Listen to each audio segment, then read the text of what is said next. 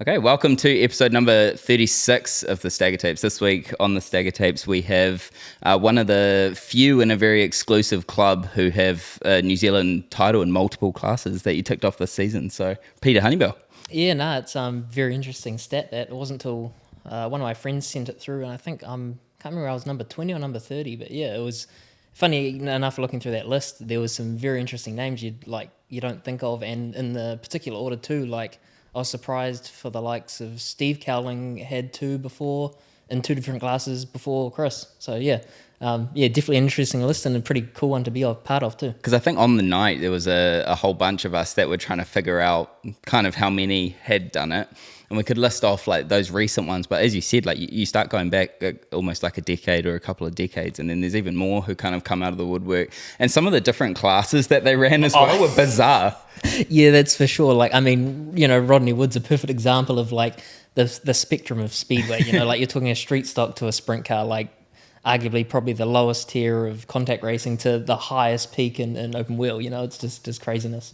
Well, we may as well start there as well, since you are fresh off a New Zealand title season. And this year in particular, you've probably raced close to the least that you have in most years in comparison to you've had quite a long history within Speedway at this point. And then, as I said, like you've had not that many races this year and still an extremely successful season. Yeah, well, hey, if you keep the overall number down, the percentage stays higher. So, it's a game of numbers. But yeah, you are right. Like this year, we ticked off 3 meetings in the TQ, one of them being the Nationals, and only got one in the Midget. So, it's for me this year was always going to be a bit of a year of, or the season just gone, I should say, was going to be a bit of a year off. And it's something I'd planned to do the previous season, but with the closing of the springs, it seemed wrong to not race, So a place that's near and dear to all of us, even in the open wheel ranks, it just seemed wrong to watch the place slip away and not be there for the last hurrah. So took the deal of just pushing through what was the season before and got through that and definitely took this year as a year just as a bit of an off year. Like I've been doing this for so long, man. And it's not until you start going like, shit, I started this when I was 12. I'm now 32. I turn 33 next week, So it's been a long slog of every summer weekend you're at a racetrack and even going back further, we were doing a bit of rally sprint stuff through my junior days and whatever, and that was through the winter, So you were at a racetrack near on 40 weekends of the year at least. And you start considering the fact of, I mean, you just said that you're kind of being at a racetrack all the time. I mean, even when you're not racing, you're at the racetrack as well. You and Amy make your way around somewhere in some kind of capacity. But I think it would surprise people how big of a kind of step back you can actually take not being in the racing role as well. It frees up a little bit more of that experience of going to the racetrack. It feels completely different. Yeah, 1,000%. Like, I guess I'll start by saying, date nights in the Hunnibell household's a little bit different than most, and like I was mentioning, it ends up at a racetrack. But people don't realise, like when you're racing, there's 40 hours of work just to get a car to the track. So just to not have to do that and then turn up to the racetrack 4 or 5 hours early to unload, get all your stuff ready, get your crew guys in, whatever, get the car on the heater, prep through scrutineering, gear check, whatever. Shit, you can roll up at 2 hours before, grab a hot dog, shoot the shit with the guys. And, see you guys in the stand, see you at the end of the night, But, I will say when I do go to the track now, even when we're not racing, I'm usually like on the tools one way or another. So it's not quite show up an hour before, but with a hot dog. But yeah, it is a little bit more laid off than what it is. And I think that's the break I've needed is not just to step away from the sport as a whole, but just to free up my weekday and have a bit of my own life back, just for a little small part of time. And you've referenced how long your career has been, and we may as well go back to kind of the start that I have known you for, and that would be the time up. The reference I have is the Toyota mini stock, because it was, the car, both visually and the fact it was a Toyota, and not many people kind of had the Toyota around that time as well. No, it was, I don't know, I feel like I've always had it and always been bred into me. I just like pushing shit uphill, like taking something that's not it and doing it, But Hey, yeah, it probably comes from my parents. You know, we when we got into motorsport, obviously mum and dad own an automotive business through Autolab, and it come through that. You know, where we bought a car. It happened to be a Toyota. Well, you know, us not knowing at the time, getting into the mini stock thing, or whatever, they were the not so ideal or kind of car. But when me and dad really dug into the rules and looked at the engine side of things, like there's probably a lot more potential in the Toyota stuff as an engine package, and like, you know, as the craziness was like a Toyota engine is laid over like 30 degrees, like a midget motor. It's like, this is, you know, why? And then the Datsun motor stood straight up. It's like, that's a race car, man, you know? and there's just other little things, you know, but it comes down to the Datsun mini stock. You could run a coil spring rear versus the leaf spring. I mean, yeah, leaf springs is 1970s technology, you know, let's face it, you know.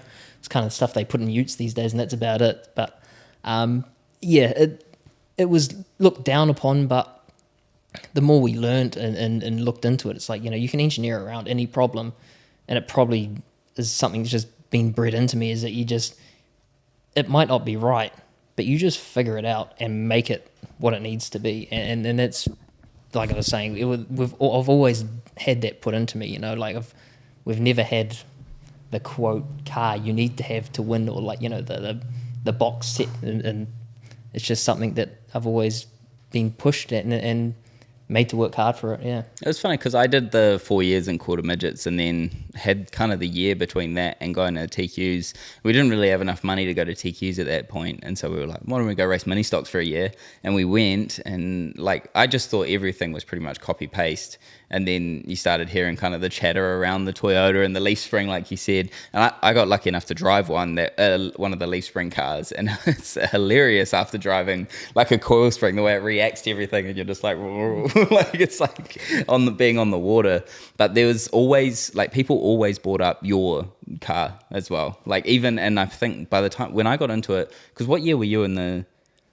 It was a long time ago now. Yeah. We're counting back some haircuts. I want to say it's like 2008, maybe 2009-ish. So that kind of puts it. Amy's, she's nodding her head. Yeah, like right. There you go, secretly's on the job. So, because I think I got there, I mean, I must have raced mini stocks maybe like 2013, maybe even later than that. And then when I ran it, like, it was, people were still talking about it, how that was like badass, and the fact that it was like one of the few ones that you could actually get to go good. And it, like, even just the legacy of that car, and it looked awesome too, like so sleek in comparison to, in those days, a lot of them looked like relatively big and boxy. You can say it Ford Y body. Yeah. There was when you talk about copy paste, if you picture a mini stock or a stock car, it's a Ford wide body, you know, like for a mini stock, it's a Nissan or a Datsun. Yeah. But this was nothing but, and I kind of took inspiration from one of the Wade's super stocks, I think it was, and modified specifically too with their big bodies they used to have. And that body that was on it was like a Corvette shape as such, which big rake, like body that's actually stepped out and over. So it kind of had a bit of a tough stance to it, you know? So yeah, and being bright orange, it stood out. It's funny when you look at the mini stock class now as well, and how much it's changed in that time. And because, like you said, everything looked so big and boxy and stuff, and now they're all like flat panel, and they all look so sleek. Like, it just looks like a completely different class to what it used to. They're so horrid. Like, we're at the Not mount. a fan then? Oh no, it's awesome. But we're at the mount, the tail end of it this year, and there was like a Motec digital display in one of them. I had to like hit one of my friends. I was like, look, there's a freaking, like, you know, it's like $1,000 dash unit like in this mini stock. And we're like jaw on the ground, just like, man, pretty cool, but unnecessary, probably, but cool. Yeah. Well, look at the price jump from like quarter midgets, how much they cost now compared to back in those days, I guess. It's just motorsport in general is going up, at all levels. From there, one of the early memories I have after that was the Q8 Aggressor as well, and I thought that was one of the most badass cars when I was a kid, and I thought it was awesome. I've got this real clear image in my head of you running it at Huntley as well, and being just like on it as always. Yeah, I mean, if anyone ever gets a chance to drive that generation like Aggressor, jump at it with any means you can. They are honestly it was just a different era of race car in midget racing. It's when motors were fucking, they wouldn't take off. They were terrible. So you had to keep them up and singing. And like the aggressor cars, they were great in the rough. Like, Yeah. and they were just so stable down, but like they weren't afraid to like really fly the front if you kind of really started to get after it. So I think there is a photo. If I think I sent it to you as well, Troy. There's a photo of you and you're just like cranked on the rear wheels. That's because like you said, that back in those days you had to keep the RPM up, and we've kind of seen. I think I spoke about it with Michael last week, and we were talking about kind of the evolution of midgets, and now you can run them so straight, and you can run them so like controlled in terms of that like RPM range that you're working in, just because they have so much torque and the power band's so clean and everything like that. We don't get as many of these like crazy moments as you used to, because it used to be you'd be wide open, everyone would be like using up all the lock that you've got, and then if you grabbed grip, it was just like skyward just immediately. And like I say, it was just a different generation of racing. Like the worst part is it probably hurts me now that's what I learnt, and to drive just flat out on the boards and just keep it on the wood, but hey, it's the game's changed now. It's such a sick shot. Yeah, it's a mad photo. To be honest, it was probably when that car came back from sign riding, that was a dime. That was such a nice car. Tim DeGraaf, actually. So a funny tie up. Tim DeGraaf, not ex-family, but old family friend. He used to race F2s, funny enough, and long story short, as I was kind of finishing that mini stock stuff, had said to my parents, like, you probably like he needs to go to something, and he's going to. I was never going to go stock car racing. Look at me. Yeah. So I was only going to be broken hips and arms and pelvis and everything else. So he kind of said, like, I've got the F2. How about on like off weekends on a Sunday, we'll go to Waiuku. So I think I did, and when I was still racing the mini stock, I'd done like 4 meetings at Waiuku on a Sunday in this F2, just getting laps and getting used to the speed and how a midget or open wheel car would work, so that was pretty valuable. And a real like gold nugget in amongst that was it was the same year Kerry Brokers had just started to get a sprint car back out, and he hadn't gone like proper racing yet. He was just like mucking around at Waiuku still. So at Waiuku they throw all the lefties or anything that turns left together. So like I was out there as a 16-year-old kid in an F2 racing against like Kerry Brokers, like, and it was awesome to like actually just, dare I say, shoot the shit just with Kerry as like a guy that's been there, done it. Like I will say and preface that this is pre New Zealand title or New Zealand champion Kerry, but ex like top tier midget racer Kerry. So it was awesome to be able to extract these gold nuggets from him. You talk about driving styles and like as the car moves up, you do this and that, and like just as a 16-year-old kid, you're just soaking it in like a sponge. So yeah, very fortunate to just have fallen into these little funny pockets here and all there, and had people around that I've been able to pull stuff from, It's funny, we're starting to see more and more cars going and utilising Waiuku as well. Like I think there was a good chunk of time where just like people wouldn't go. It was just like looked at as your Sunday racing, and everyone in open wheel was just like purely like the premier focus. We only went to Western Springs, then we went here, when we went here.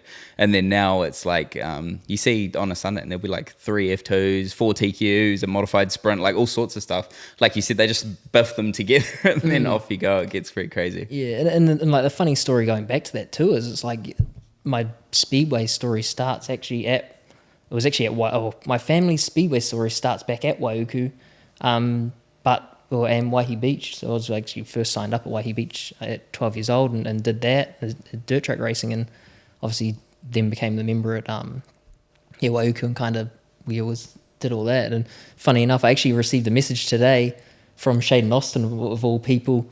He goes, used to clean up back in the day, and he'd sent me a photo of the juniors trophy. I'd won it 2 years in a row. Like this is way back, you know.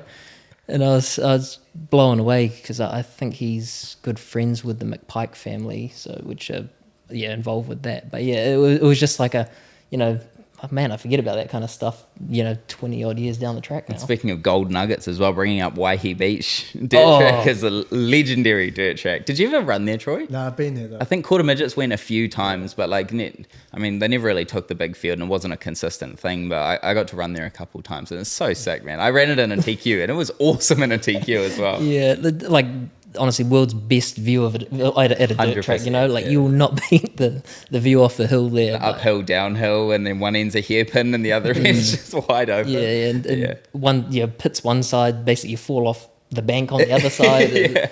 Is a wily place, but definitely a cool place at that too. It's like Whangarei, like back in the day, you'd be like, if you crash, you end up in like the flax bush. Toys, yeah. Man, so many, like, I don't know what to call it really, but like I always look at it as like the Sunday racetracks. Is once you get away from the bright lights and stuff, and you actually go out and race at other places that aren't your traditional racetrack. It's like there's so many cool speedways around. Yeah, North and South Island as well. From there, we've kind of, the next step that I've got written down is jumping into your own car as well. And so making that step to run kind of start the 39 era. Yeah, it's, like I said, we ran that car with Tim for 2 years and, 1.5, we kind of got most of the way through a second year and just, circumstances changed, whatever. But the best thing with that is that running for Tim, he had taught me everything I needed to know, or enough I needed to know. I shouldn't say everything because shit, I was only 18 at the time, maybe 19. But I would have known everything at 19. Yeah. But he taught me enough to keep going, and what I probably need to prioritize when putting a car together at least. So, mum and dad helped kind of get a package together, and we actually ended up buying probably one of the most infamous cars of Ruapuna, which was the Ricky Brett car that nearly cleared the fence of all things. We bought this thing and like the front end was literally gone out of the chassis. And we, it's like anything, you know what you're buying, but it was obviously cheap and reflective of that. And that was going to be our start. And I remember Dad saying like, this is going to be our way in. And we'll see where we are in a couple of years, and we're probably going to have to reevaluate. But this will get us up and running, and I cannot recommend that enough to anyone getting in the sport. That buy something you can afford to run. I know having the Toyota King whatever chassis, this, that, the other, is probably the greatest thing to have now. But if you can only afford to run that car 5 meetings, you crash it and you're done, it's no good. 5 meetings is not enough racing. If you can buy something maybe a little bit cheaper, dare I call it a shit box, but that's the fact of the matter. If you can get something you just scrape together and have a plan, I do believe it's a 3-year plan, that if you can just get through a couple of years and then by your 3rd year, 1, you're probably developed enough as a driver, 2, you're probably got a package, or not a package, but like a crew, and potentially either a crew chief around you, or you've learned enough yourself to kind of get the engineering of the car side of it sorted. And then in that 3rd year, you should be in a position where if you were to have the gear upgraded, you're going to put it to best use, The Stagger Tapes is proud to be partnered with System Decal. System Decal have all your design needs, from race car designs, race day graphics, posters, and more. Get in touch with Josh at System Decal, either on Facebook or systemdecal@gmail.com. System Decal, stand out everywhere. And yeah, if you can afford to do 20 meetings and just kind of run a car into the ground, dare I say it, but at the end of the day, it's going to cost $5,000 to rebuild the engine at the end of the year, because it might be an old Gertie or Ed Pink Ford or whatever. They're going up in value these days, I'll tell you that. Yeah. But just something to get out there and just keep going. But I think you have to set that groundwork in, that you're going to do it to that 3rd year. But yeah, so going back to that, the 39 kind of, that's how it started. We bought this crash car and we ended up buying a Harris chassis off, I forget the crowd it was, but they were tied up with Speedway previously, and we had bought it and never used it. It was brand new. It was like a 2004 or 2005, and it was, by now it was like 2010 or something like that. So it had just been sitting on a shelf doing nothing for so long. Anyway, again, it was cheap. We knew it was just going to get us up and going. At that point, I'd kind of dealt with the Harrises a little bit. Like, I always ran their seats, which I'm like probably like a bit of a salesperson for them in that front. I know a few people cringe looking at me in their seats, but I tell you what, I've had some pretty big ones, and I've always walked away. But and Gary was awesome when I got the car too. You know, it was definitely a relationship that flourished over time, but great because one, they were 10 minutes from home, or just down the road to get work done, and Gary's was also a great wealth of knowledge. So someone I could always lean on, you know, if I just as a kid, like say you're learning, kind of doing it yourself, no crew chief, no nothing, just a kind of a bunch of mates getting it done. So yeah, it was definitely a big learning curve once it was all the ball, all you know, everything's in your court to do. So you really take the lead yourself. So again, it wasn't the greatest package. It was, you know, we talk about the time, it was a Harris chassis, Ed Pink Ford, and I think it was on ARS. Yeah, it was ARS oil shocks as well. So it's yeah, like, it really sets the yeah. time, you know, like, yeah. In comparison to that, in terms of modern day midgets, I mean, Terence Durrell's probably the best example, right? And Terence has got it in, and like it's not, like you said, it's not in that modern. I mean, it's somewhat modern, but it's not in that top flight of equipment. And the stuff that he's running and has done a great job for the past 2 years as well, and been able to put it together. And that was a car that was sold on for someone else to upgrade, and it was just like the perfect opportunity to get in for an affordable price. And like you said, he's had if you can figure that stuff out as well, and I mean, good equipment, there's always new good equipment coming out, and so good equipment feels more affordable these days as well, in a sense, you know. Yeah. You can kind of get a hold of some pretty good gear for not too much. And like you are spot on with that statement, because at the time, like, there might have only been actually no, the first RSI was ever made in that time when I built that car, and Shane Alec was running it, you know, like, so that sets the time of like, and obviously the RSI Esslinger got to a super dominant point of midget racing, but on top of that, there was probably only maybe 10 like XT Esslingers really floating around, and like the who's who had XT Esslinger, like Toyota that's what was in a Corolla, you know. Yeah. You never heard Boo from a Goose about a Toyota. And in terms of pushrod engine at the time, there was nothing really that was to boot. I guess the other big engine at the time was the Synergy, but you know, that wasn't an attainable engine. Yeah. So, but yeah, like I say, you know, we talk about cars that were driven on the wood and like crank sideways, and aggressive with a Synergy, and it was funny how one of them. it's funny how streamlined everything's got now as well. Like you can pick. There's like 3 motors almost, or 4 motors that you can pick from. If you go back like 20, 25 years, even longer, 30 years, and you start picking them apart, like you've got this massive range of engines that you can work your way through. Yeah, and it's definitely something that, like, I don't want to say it's hurt midget racing to an extent, but it's definitely changed the game. Like parts, I want to say, were a touch more affordable, and you know, I've lived. Well, we're probably talking about it now. Like I've lived through or raced through generations of midget racing. Like when I kind of started, there was the shock war, where like it was like suddenly it went from everyone was just running oil ARS shocks to like CSI dropped their stuff, Factory came in amongst the same time, and there was a lot of these niche companies starting to build shocks, and it was like they made such a big difference. I can remember like buying my first set of FKs and going from there and on to from the ARS to the FKs, I was like, holy, like, it was like, I'd never driven a car with so much grip in my life and just like square on the track. You know, I was used to the car like wailing around and doing all sorts of rubbish, but those moments are funny when you're like, this is what I've been racing against. Like, it's like, how am I supposed to compete, man? Yeah, and you know, that the technology race is, you know, changed component to component over, you know, every 5 years, I feel like it changes a component. And then at the time, that was shocks.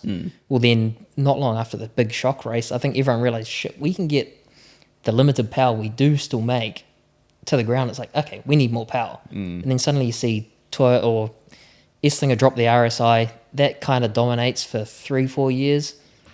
Then the Toyota comes out, and there was a long teething problem or like road to that. And we only see Toyota now. Yeah. And the availability of Toyota. But I remember, well, I was lucky enough to go to the States a couple of times and see like that only Keith Kunz had Toyotas. There was 3 in existence, and they almost gave up on it as well. I mean, imagine the world of midget car racing if that didn't succeed. What would we be now? You know, like it's amazing to just think of like what would be the engine if that was the case. But you know, they obviously pushed through and they made changes and they talk about maybe shifting from dealing with Toyota California to, I think it was to Speedway Motors where they are now. Yeah, and that's where it took off. Yeah. And anyway, and that really became something. So it goes to show that there's these little things that change in the sport over time, and you know, not long before the shock kind of era. It was chassis that you know, where the stealth became like anyone. Oh, it's stealth. You know, that was the car to have, and that was going from like 4 bar back to like coil front, high bar, like just the most obscure things that we look at like cars now, and you're like, that's just a midget car. But you know, what was that car that Standring had? Was it like a rocker or something? The rocker car, and it had 4-coil rocker. Yeah, and it had the extra shock like down here, pretty much. Yeah. Man, I never. Every time I looked at that, I was like, I have no idea what I'm looking at. What chassis was that? That was a Harris. It was a Harris, yeah. And going back to the Harris connection, like it was so great to spend so much time with Gary to talk about some of those like golden years and what, you know, I distinctly, we're trying not to touch on it too much, but one thing he said about that car, like at the time when they had that car, what they lacked was a shock absorber that could handle what they were trying to do because of the like rocker ratios and certain things that they couldn't get a shock at the time because they were just Munros or like basically not much better than a road car shock.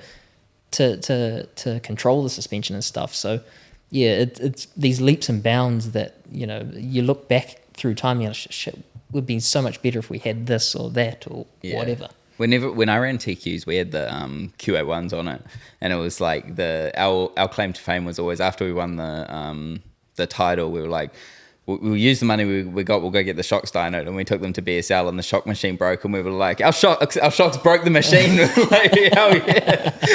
yeah, for good, for bad, they broke the machine. You made reference there as well about your trip to the States. So that was quite early on, and you spent a little bit of time not driving, but just amongst the kind of crew scene over there.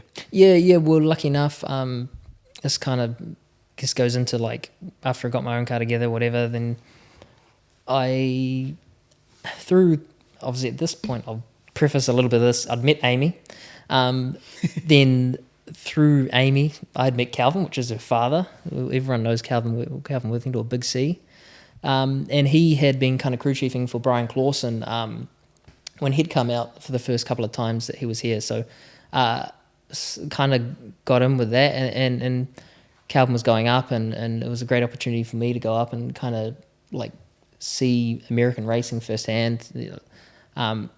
And we spent a couple of weeks with Brian at their place, kind of traveling the circuit. We did Indian Midget Week with them, and we stayed 3-4 days either side as well. And like that was definitely like an awesome time. I looking back now, it's just like an elite time of auto racing. You know, when you talk about USAC, that was when USAC was the peak, or you know, below NASCAR there was ARCA, and then they were picking guys out of USAC. So you talk about the guys at the time Albert Scroggins was running the BCI side of midget racing, which, well, people know him as Big Al. So if you ever see or hear of the name Big Al, like he's the guy, like ex Keith Kunz crew guy, or one of his main crew guys. And I think he's now actually running, he was running, one of the Illinois guys, but and is involved with the Kyle Busch racing effort, which is another, I guess, thing to bring up. But and on the other side of the sprint car stuff, they had Michael Dutcher, or Dutch, you know, and he was the one that kind of put a sprint car package together to secure Brian his first, I think, 2 USAC national titles. Yeah, so like was that in the 7 car? Yeah, that was badass, man. Yes, it was the RWB. Yeah, it was sick. It was honestly, just to be as young as I was, and just around that, you're like, man, I'm in it right now. So, but just cool dudes, and like traveling up and down the road, just living the dream, and like the most ironic thing, like through that midget week, Brian was actually not racing for his own team, BCI, or might have been Tucker, like Tucker something, but yeah.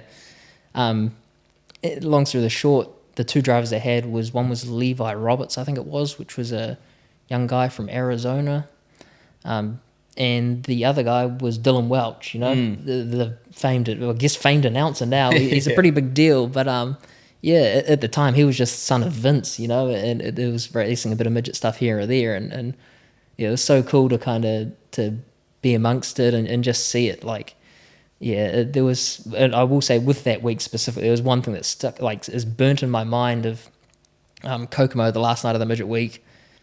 This is when Kyle Larson was like fresh on the scene. Obviously, they're both kind of trying to break through the whole USAC deal, and the midget race, Brian's running for Keith, so is Kyle.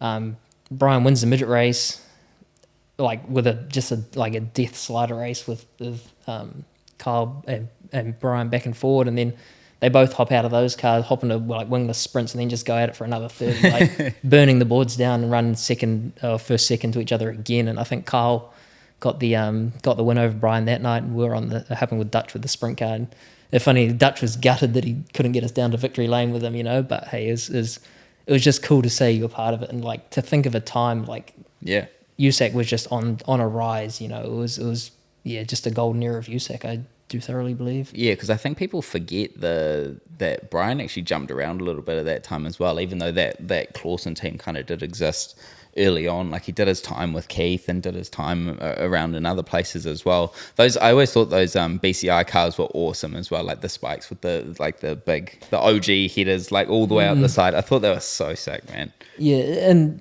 we talk about an era of midget racing that was like, there's just what they were like. When midgets still had like a shaped bonnet, there was no flat panel. Like the cars just looked different. Like, I consider them cool because that was my era, But a lot of the young guys will say, "Oh no, flat panel king with the whatever." Yeah, like, that's the way. It's like, I miss the shape, man. Yeah. Well, I mean, we talk about it on like every second podcast, basically. Like, bring back some shape, man, some character to the cars. Bring back the bubble? Yeah, well, bubble arm that's guard. what I think of when I think of the 39 car. That's what I think of as like the big bubble arm guard that used to come down the side. Yeah, I did think when they first started coming out with like the flat panels, it was cool as heck. But like, it's cool to have a bit of variety as well. So there should be more variety. But yeah, they're all the same now. Yeah, it's funny. Everyone's been like, when they look at the McHugh 24, and he had that massive scoop, or not a scoop, it's like an air filter cover, and it's like when I was getting fitted because I was going to run that car, I was like sitting in the car, it's like, holy hell, like the scoop is like this, like, and you can see it like sticking out. It's covering half the view and stuff. I was like, although it's not it's not, I guess, traditional nowadays, because like you said, everyone's flat panel and stuff. I thought it was cool. It was like something different. Yeah, and I'll even say, like, I remember Ed Pink, like obviously the legal dash height's like, what's it, 809 or something, like, well, the air filter bit stuck above it, the best part of 2 inches,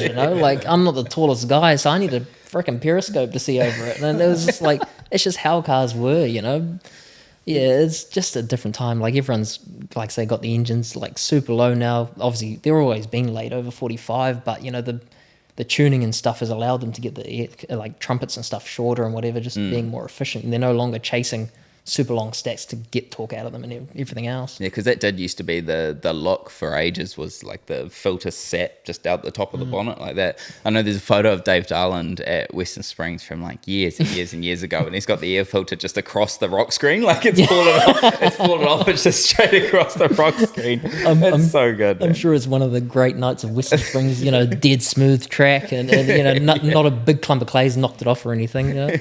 Yeah, different time of racing. Even the number 9 that on your shirt, that number 9. Yeah, so iconic and so cool. Yeah, and I mean these cars are the same. Like, you can see it. You can see the massive scoops just out the front of the bonnet. Yeah. And going back to the 9 too, like the way I ended up with a 39 of all things is like my dirt track number was 6, mini stock was 7. Obviously raced the Q8 car. It's like, well, hey, this progression could be 9. You think I could find a track in the country which had 9 available? Like, there was none. Like, I think Auckland, Brunty had it with the Sudzo car. Angus MacLeod had it at Huntley. And, like, you go down the country and, like, there was a 9 at every track, and the guys weren't going away anytime soon. It's a popular number. When I got into TQs, I wanted 27 because like I was always 27 3/4 midgets and stuff just from Waco, and then there was a guy who raced like once a year, and he would show up, sign in, run like half a heat race, blow up, and then go home again, and he just held on to the number every year. And I was like, please, man, please. Yeah. Funny, we both ran 91, me and you. Yeah. It was like, well, the reason I raced it was because of Bryce. Yeah. Yeah. I didn't really mine was just when we got to BSL and I got to run Tyler Thomas's car. Yes. And and they asked, they were like, do you care about what numbers on? I was like, oh, I can't even see it when I'm in the car. So I was like, I don't give a shit. Put whatever you want on it. Yeah, I've always been a bit like that too. Like, my own cars have been 39, and I've never been too phased that whatever car I run can be any number. Yeah. I actually don't like taking the 39 to somewhere else, because that's, to me, 39 is Hunnibell racing. Yeah. And how I control my team and carry my team is a reflection of like 39 as such. So, like, obviously at BSL I actually ran the 9 because I didn't really want to just take the 39, because again, people just said, oh, it's the same. It does help break errors when you look back in 20 years time, like, oh, you ran the 9. It's like, oh yeah, well, that was around BSL. Different slot. It's an interesting story. It was actually the next question on my list, so you took that off for me. You mentioned BSL there as well. You did a little bit of work with BSL throughout that kind of 2014 period as well. Yeah, super blessed. Like, just obviously through Calvin again, like, dare I say it, just living off coattails. But Calvin had been talking with Kevin Payne, which who was kind of running Michael Pickens or KP. Yeah, definitely I still reckon he's probably one of the New Zealand's best crew chiefs, definitely underrated, and he'll never tell you how good he is. But and no one ever probably picks up on it either, because he's just so silent. But he'd said that they were taking both cars, and it was quite quiet at the time, because it was at the time when Michael was obviously running for BSL, and Brad was still running for Synergy. But that, maybe it came to the end, like halfway through the season, or quite late in the season or something. Yeah. And it kind of dissolved, and I think, again, I don't know what was happening behind the scenes, but it was definitely quiet that Brad was going to come and run just for America for the 1 year, or not even 1 year, I believe it was just going to be for that American thing, because they wanted to take both cars. At the time, it was the 99 car that Larson had just slapped everyone up at International Series, and take them both to the States, and yeah, that was so cool. Like, me and Calvin ended up being on one car with one of my best friends now, Carl, or Crusher, affectionately known as. We were on the car with Brad, and then, it was KP, Harley, and Leon, I think, on the other car. And then we had Ian, obviously the race team manager, kind of overseeing us all and keeping us in check. But, yeah, hell of a trip, going just to the absolute holy grail. And, like, that trip we had planned to, I think we were starting off at, we went to Illinois. Where did we go? Oh, it was Angel Park. Yeah, you did some Angel Park stuff. Yeah. So I think we did 2 nights at Angel Park, and because did Michael win at Angel Park? Yeah. So the cool story about that was, like, at the time when he won the first night at Angel Park that we turned up at, he I think it was some crazy stat, like he was the first guy to ever went to win 7 consecutive like power races in a row. Obviously, it's not 7 consecutive as in like the last just 7. His 7 consecutive. Yeah, every time he'd turned up to a power race, he just like mopped him, And I think he even won the second night. Oh no, if he did win, he cooked a tyre and still finished, or maybe ran second. Maybe David Ree won, but anyway, I know he blistered the hell out of a tyre halfway through the race, and I think Brad finished 3rd, so maybe Michael did win. But anyway, let's not get too sidetracked. But yeah, we had Angel Park. In between that, we were meant to run what was gonna be the last Hut 100. Like, we were so like fizzing to go to this race, and a typical Indiana about that time of year. Guess what? It rained, and that was it. So we never got that, and like we'd gone to the full extent, got the big 27-gallon tanks out, got a bit of a plan together on if we come in, what are we doing? And day of it just got rained out, so there was like a whole lot of work for nothing, but it's sad that race never ran again after that, or was never rescheduled either. So yeah, it's sad. That's a lost GMA. and it's just one of those great races that was something that's kind of nothing now. But yeah, then I think from there we were going to Power Eye Week, and then to USAC Midget Week. Yeah. And like, dare I say it, some of the tracks we end up at Power Eye Week were god ugly, man. Like when you talk about, places that probably need a bit of a glow up, there's a few like that. But I hate to talk bad on racetracks, but man, like some of them, we get to them and we're like, we're gonna race here. Like, I'm talking like concrete jersey barriers, and there's rebar broken off sticking out of it. And you're like, It's like Weaver Valley. Honestly, Weaver Valley would honestly make some of these places look like it's absolute gems. Whoever runs that page needs a pay rise. They're so funny, man. Yeah, it's always scared me, that stuff. We've got a few in New Zealand who make me a little nervous as well. Like with the double fences often make me nervous, and it's got like the low height initial fence, and then it's got or even. No, yeah, it would be that way. Yeah, so the low height initial fence, and it's just got it's pretty much just exposed poles at the top. Who was it that got real close? Brayton at Kiki, and he flipped and he went like basically between two of them, like cage first. And so it could have gone so bad, man. You think like Hayden going over the fence at Huntley and like a few of those things. Yeah. It's just that it's scary, man. The like catch fence side of things, when I see posts of people when they're running in the States and they'll share it and they'll be like, excited to run here tonight. And I'm like, I don't know if I would be. Yeah, like it honestly. It's like exposed walls and things like that, It's just like straight on, and there it is. Like it's like that sprint car, it's pavement, the one that just drives straight into the. Have you seen that? Yeah. It hits the barrier and just goes straight into the wall.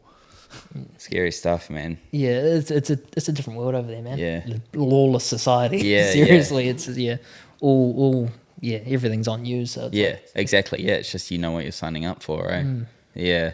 Jeez. You mentioned Crusher there as well, and I was going to come back to him at some point. I think one of the things that you were known for quite a period of time was your qualifying ability. Oh. And you were just like a 10 out of 10 qualifier. And I'd never forget it, And everyone would always be like, oh, who's putting it on pole? And I'd be like, I reckon Pete's going to do it again. Like he's got it in the bag. And it's every time like you'd just make mention to Crusher and be like, we're just in tune. Like he knows what I want, I know what I need to feel, and it's just bang on, and you've got those 2 laps to go, and you just set purples every time. Yeah, you know what's ironic about that? I somehow got this moniker of being a great time trialer. Do you know how many quick times I've got? How many? None. Yeah. But I honestly have lost... Maybe not purples, just greens. Yeah, no, I was setting purples. This is the next guy behind me. There's some like USAC champ or something, go to set like triple purples, It was like... But it was just crazy. Like, I've lost count on my hands how many times I've qualified second. Yeah. I shit you not. I know I've qualified second at the Springs 2 or 3 times. And a matter of fact, one of the days I qualified 4th, rained out after qualifying. We came the next day, qualified second, which is funny because I've spit and tax at Greg Mosen at the time because he was going to make us qualify again. And me being the team owner that I was, it cost me a tyre. Yeah. So I was $300 in the hole, But anyway. +2. He needled me after the meeting. He's like, oh, good thing we re-time trialed out. I was like, oh, you got me, Greg.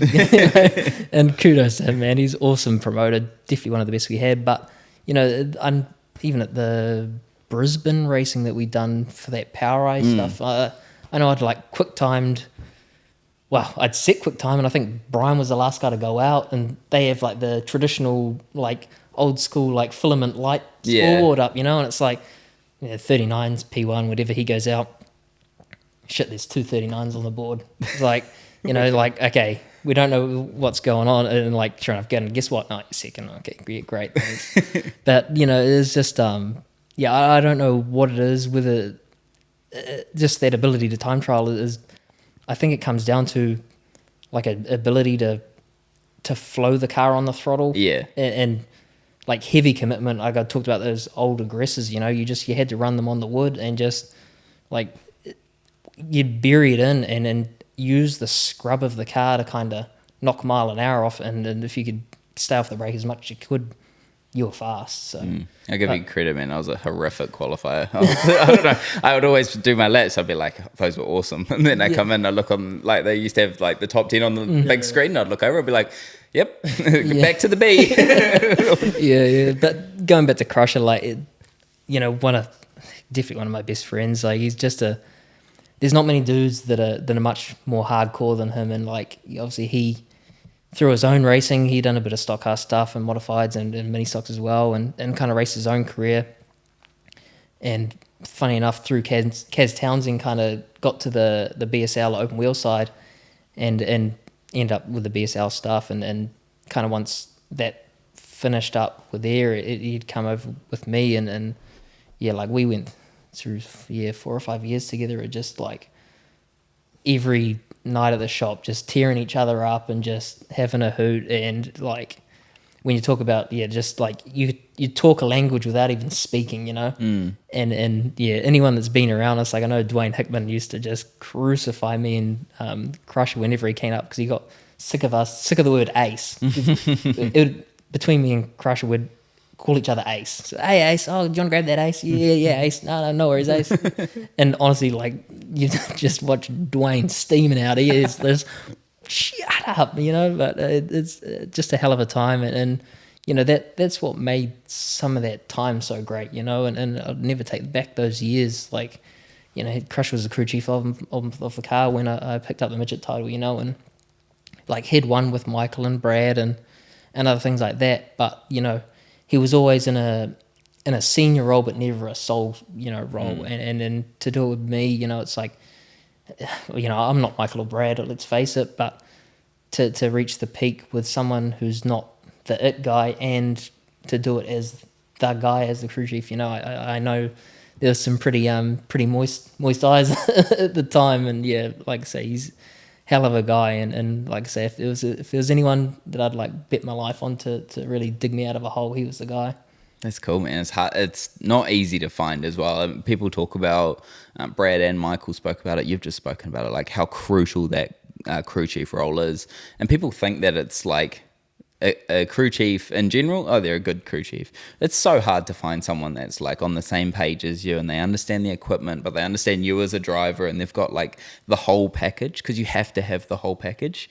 And it's like I've had lots of people kind of, because I've run so much different shit, like so many different cars and things like that. And some people, it's like, we could probably go all right if we had more time together. And then others, it's like, I think we won't come back to this one again. I think we'll kind of wrap that one up. It's so tough, man, to find someone who's just like perfectly in tune with what you're doing. That's what Kaz was saying as well. Yeah, exactly. Like, I'm not made for everyone. Yeah. Like I don't work with everyone, obviously. Yeah, and that was me and Crusher. Like I say, like he expected a lot from me, and I expected a lot from him, but we never had to tell each other how much we expected of each other. It was unspoken. And sometimes if you miss the mark, like it's also the point where you both know that you've missed it. And it's like, it's instead of kind of kicking and screaming and stuff, you just accept that you've missed it and move on to the next one. Like, it's instead of imploding, which you see some things happen, like some things do in Speedway, it's like actually kind of just being able to move on to the next one. Yeah, we both know, or either I missed it or you missed it. Either way, we missed it.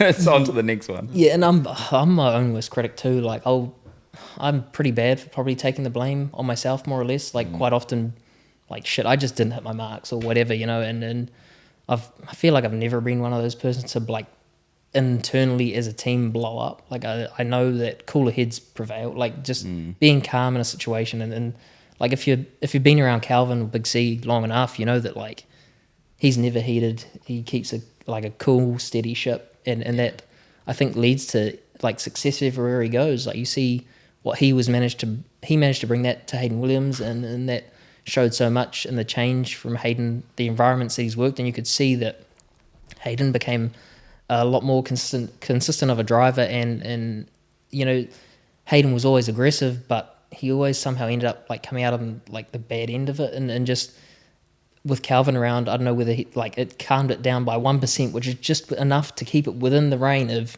it just flourishing into like this great kind of time that they had together, and they were in 8 features in a year one year, and then the title or something they had. just a stunner of a year. But it comes down to that language you can speak, like as a crew chief to driver. Yeah, I can count on one hand the amount of times I've seen Calvin angry, and when he is, you're like, oh, I'm gonna turn around and head the other way for my own safety. Yeah, stick your head in the sand and hope you never seen. I've got a hilarious story about Calvin, but it's not even race related. We were at a party Amy was having a party at her place, and some boys decided to come and do some skids on the road. Next minute, I see Calvin rolling out in his little Grundies.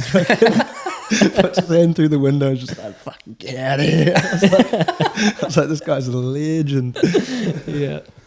Oh man. So I mean, and you could go through thousands of good stories about Calvin as well. I mean, I was around him for probably almost 10 years with the BSL time, and like you said, you get to see him with. I saw him with Brad. I saw him with Hayden, and then I also saw him work a lot with like CJ. I saw him work with you. I saw him work with just so many different drivers. Come help me, like TQ. Yeah, and he was. That's the thing. Is like Calvin would never say no as well. Yeah. And if he has said no, you're like, there's a good reason why he said no. Yeah. Like he's so calculated. Yeah, they talk about like toxic traits, and for him, it's saying yes. You know, it's not saying no. It's saying yes. Yeah. He's just such a nice guy that like he'll always be an ear to listen, always willing to help, and just wants to see the best for everyone. You know, and that's. You know, it's probably the thing that's hurt him the most sometimes is because he's spinning so many plates around the place that he's maybe not missed something, but he's like, you know, not been 100% focused on where he needed to be. It's another Calvin story is where we had some nosy people hanging around BSL and we were scaling the car. And as he was resetting the scales before we pushed it on, he had like a bucket on one of them. It's just like, this is just IQ above me, right? I was standing there, I was like, Calvin, don't you want to move that bucket? And he just gave me a dead arm. He punched me so hard, just being like, it was a shut up punch, and then rolled the car on, and all the people like scurried over and had a look at the scales, and they're like, oh yeah, okay, and then they all left, and then he like rolls it off, resets them again, and pushes the car back on and scales it properly, and I was like, oh, yeah. I finally caught up. Dum-Dum's caught up with what was going on. Yeah, like that's when you talk about like crew chiefs, that's a mentality too. You know, like that they have an IQ that you know is above most, and people, a lot of people assume they're stupid. Like you haven't reset the scales. There's a bucket on the scales. And like, you know, he's 10 steps ahead, and like whatever guys were in the shop were obviously like, oh, you know, we've got the hot one for this week, you know. But yeah, like I say, I'm sure they would have gone out and diddled around in heat one and then gone, well, maybe it's me. Something you mentioned before was your New Zealand title win. Now I had to hunt around a little bit to find the footage of it as well. And I watched through it, and I actually forget how buried you were at the start of that one as well, and coming from the car park pretty much, and then working your way through. And that's, I mean, arguably the most chaotic New Zealand midget title of kind of modern history. I mean, you can go back longer and kind of see what happens then. We have to battle through the blur of Dylan's footage here as well, but and the guy in the Dickies shirt. But eventually we get there, and it's like, it was just one of those races where, and like from the start, it was just a battle of attrition, really.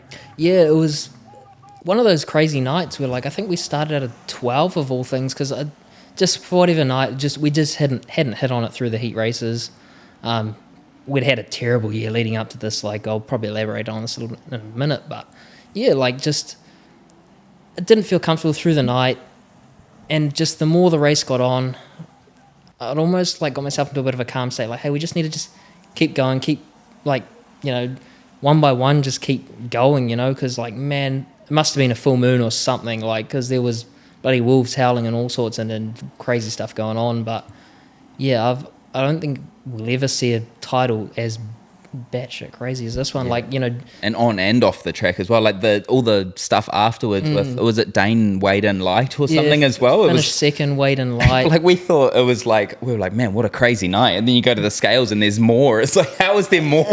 And like the crazy thing at the time, this is like the pre-rulebook change. Dane was on a year stand down for being underweight. Yeah. Like, this is how, like, oh my, this is like hot stuff. And like Jared Wade unlaps himself to finish third. Like, you know, just like, you couldn't write a story about this. Like, it might even be Jared just in front of us maybe, but yeah, like, who was leading? Everyone had led the race. I think that's Ben Drummond, is it? At the maybe, yeah. Like, and I know, like, man, it's hard. Which pixel is it?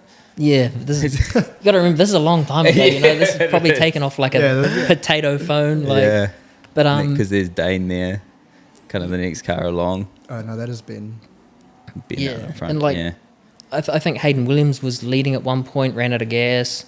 Michael. Oh, Hayden, Jump- yeah, because Hayden got dumped by I think it was Michael Brunt. Yeah. It's like because I mean, yes, you pretty much kept going like because as a spectator, you're always like, I reckon this guy's going to win, and just in your head you make that decision, and there was like 50 decision changes throughout this race where you're like, oh yeah, Brad's probably got it by now, and then something would happen with him, and I think he dumped himself down on 3 and 4. He corkscrewed it. And then it was like, oh, Hayden's probably got it now, and then Hayden got dumped, and you're like, what the hell is going on? And then it's a restart with like X amount to go, and there's like 7 cars left on the pack. It was just chaos. Yeah, absolute pandemonium. And hey, I do know I cop a bit of flack for the old, like, oh, you're the one that won that no one finished. It's like, well, yeah, whatever, I know. A win's a win, man. You can only beat the cars that are still going, right? Yeah. And like, I've never stood up and said, oh, I've been the best and I smoked them that night, whatever, like, but I know on the podium, one guy that came up and saw me was Jonathan Allard. There's a bit of a type through Neil Allen Pools that year through Adam Dobbs, and he said, you're better to be lucky than good any day of the week. 100%. And it's like, that is just there was like something that summed up the night so much. Like, but cool backstory to this. So this is 2015, I think it was, right? I'd built my own Jacob's ladder adjuster, which no one would know because like I kept that shit covered and whatever. Like it was so secretive at the time. And this predates all that Jacob's ladder jacket that you can buy now off the shelf like 2 years ago kind of thing. So like there I was obviously running the top and I just felt like I was going nowhere, like banged the ladder down on the ladder jacker and like started rolling the bottom and somehow found this weird lane and just started like slow rolling and kind of came to me. Yeah.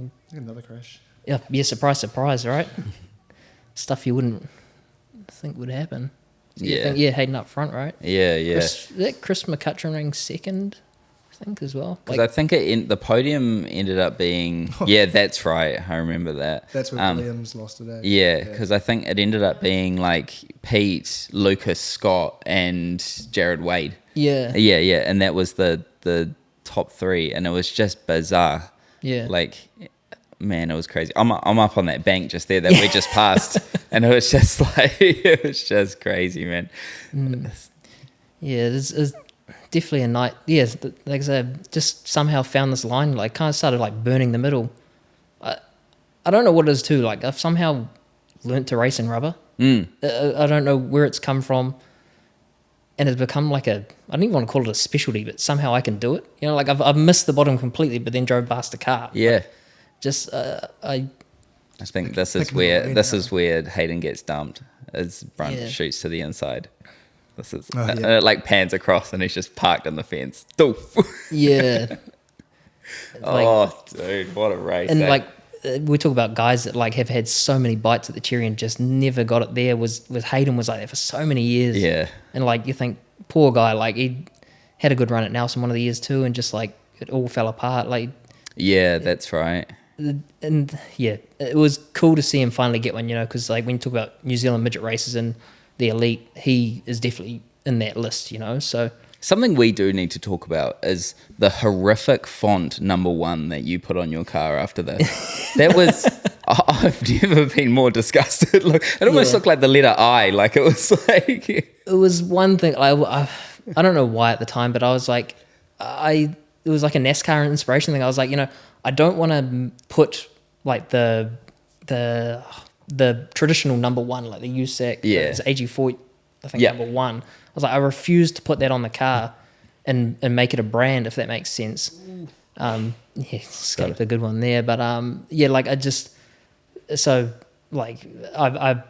kind of put something together with the sign rider. It was a little bit different. It did look terrible. the following year, it actually looked a lot better in the black card. Yeah. But I mean, shit, that was something we'd done within 2 or 3 days and rushed through. So, but it was just something I really wanted to make a brand out of it, and it definitely didn't stick. So, but like I said, we look back and It was just an era. And that was kind of pre any TQ stuff as well, really. Like you'd done, I think maybe you'd done one at that point, and you did a little touch on with in the like Lawrence Baker similar car, but it was around that time period, in that like 81, the black 81 that you ran, I'm trying to like put a date on it. Like I might have. I couldn't figure it out. I was trying. I'm much of a scramble brain as well. Like.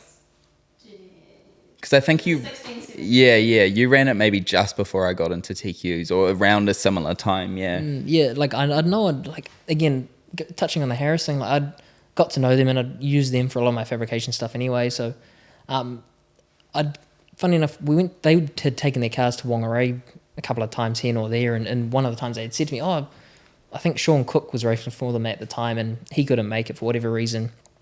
I said, "Oh well." Like pack your gear bag and head up, and we just need someone to just do some laps and run the engine in or whatever else. So I was super blessed to be able to do that. And that was, talk about an era of TQ racing, again, how old I am too. It was an air cooled, so it's like far out.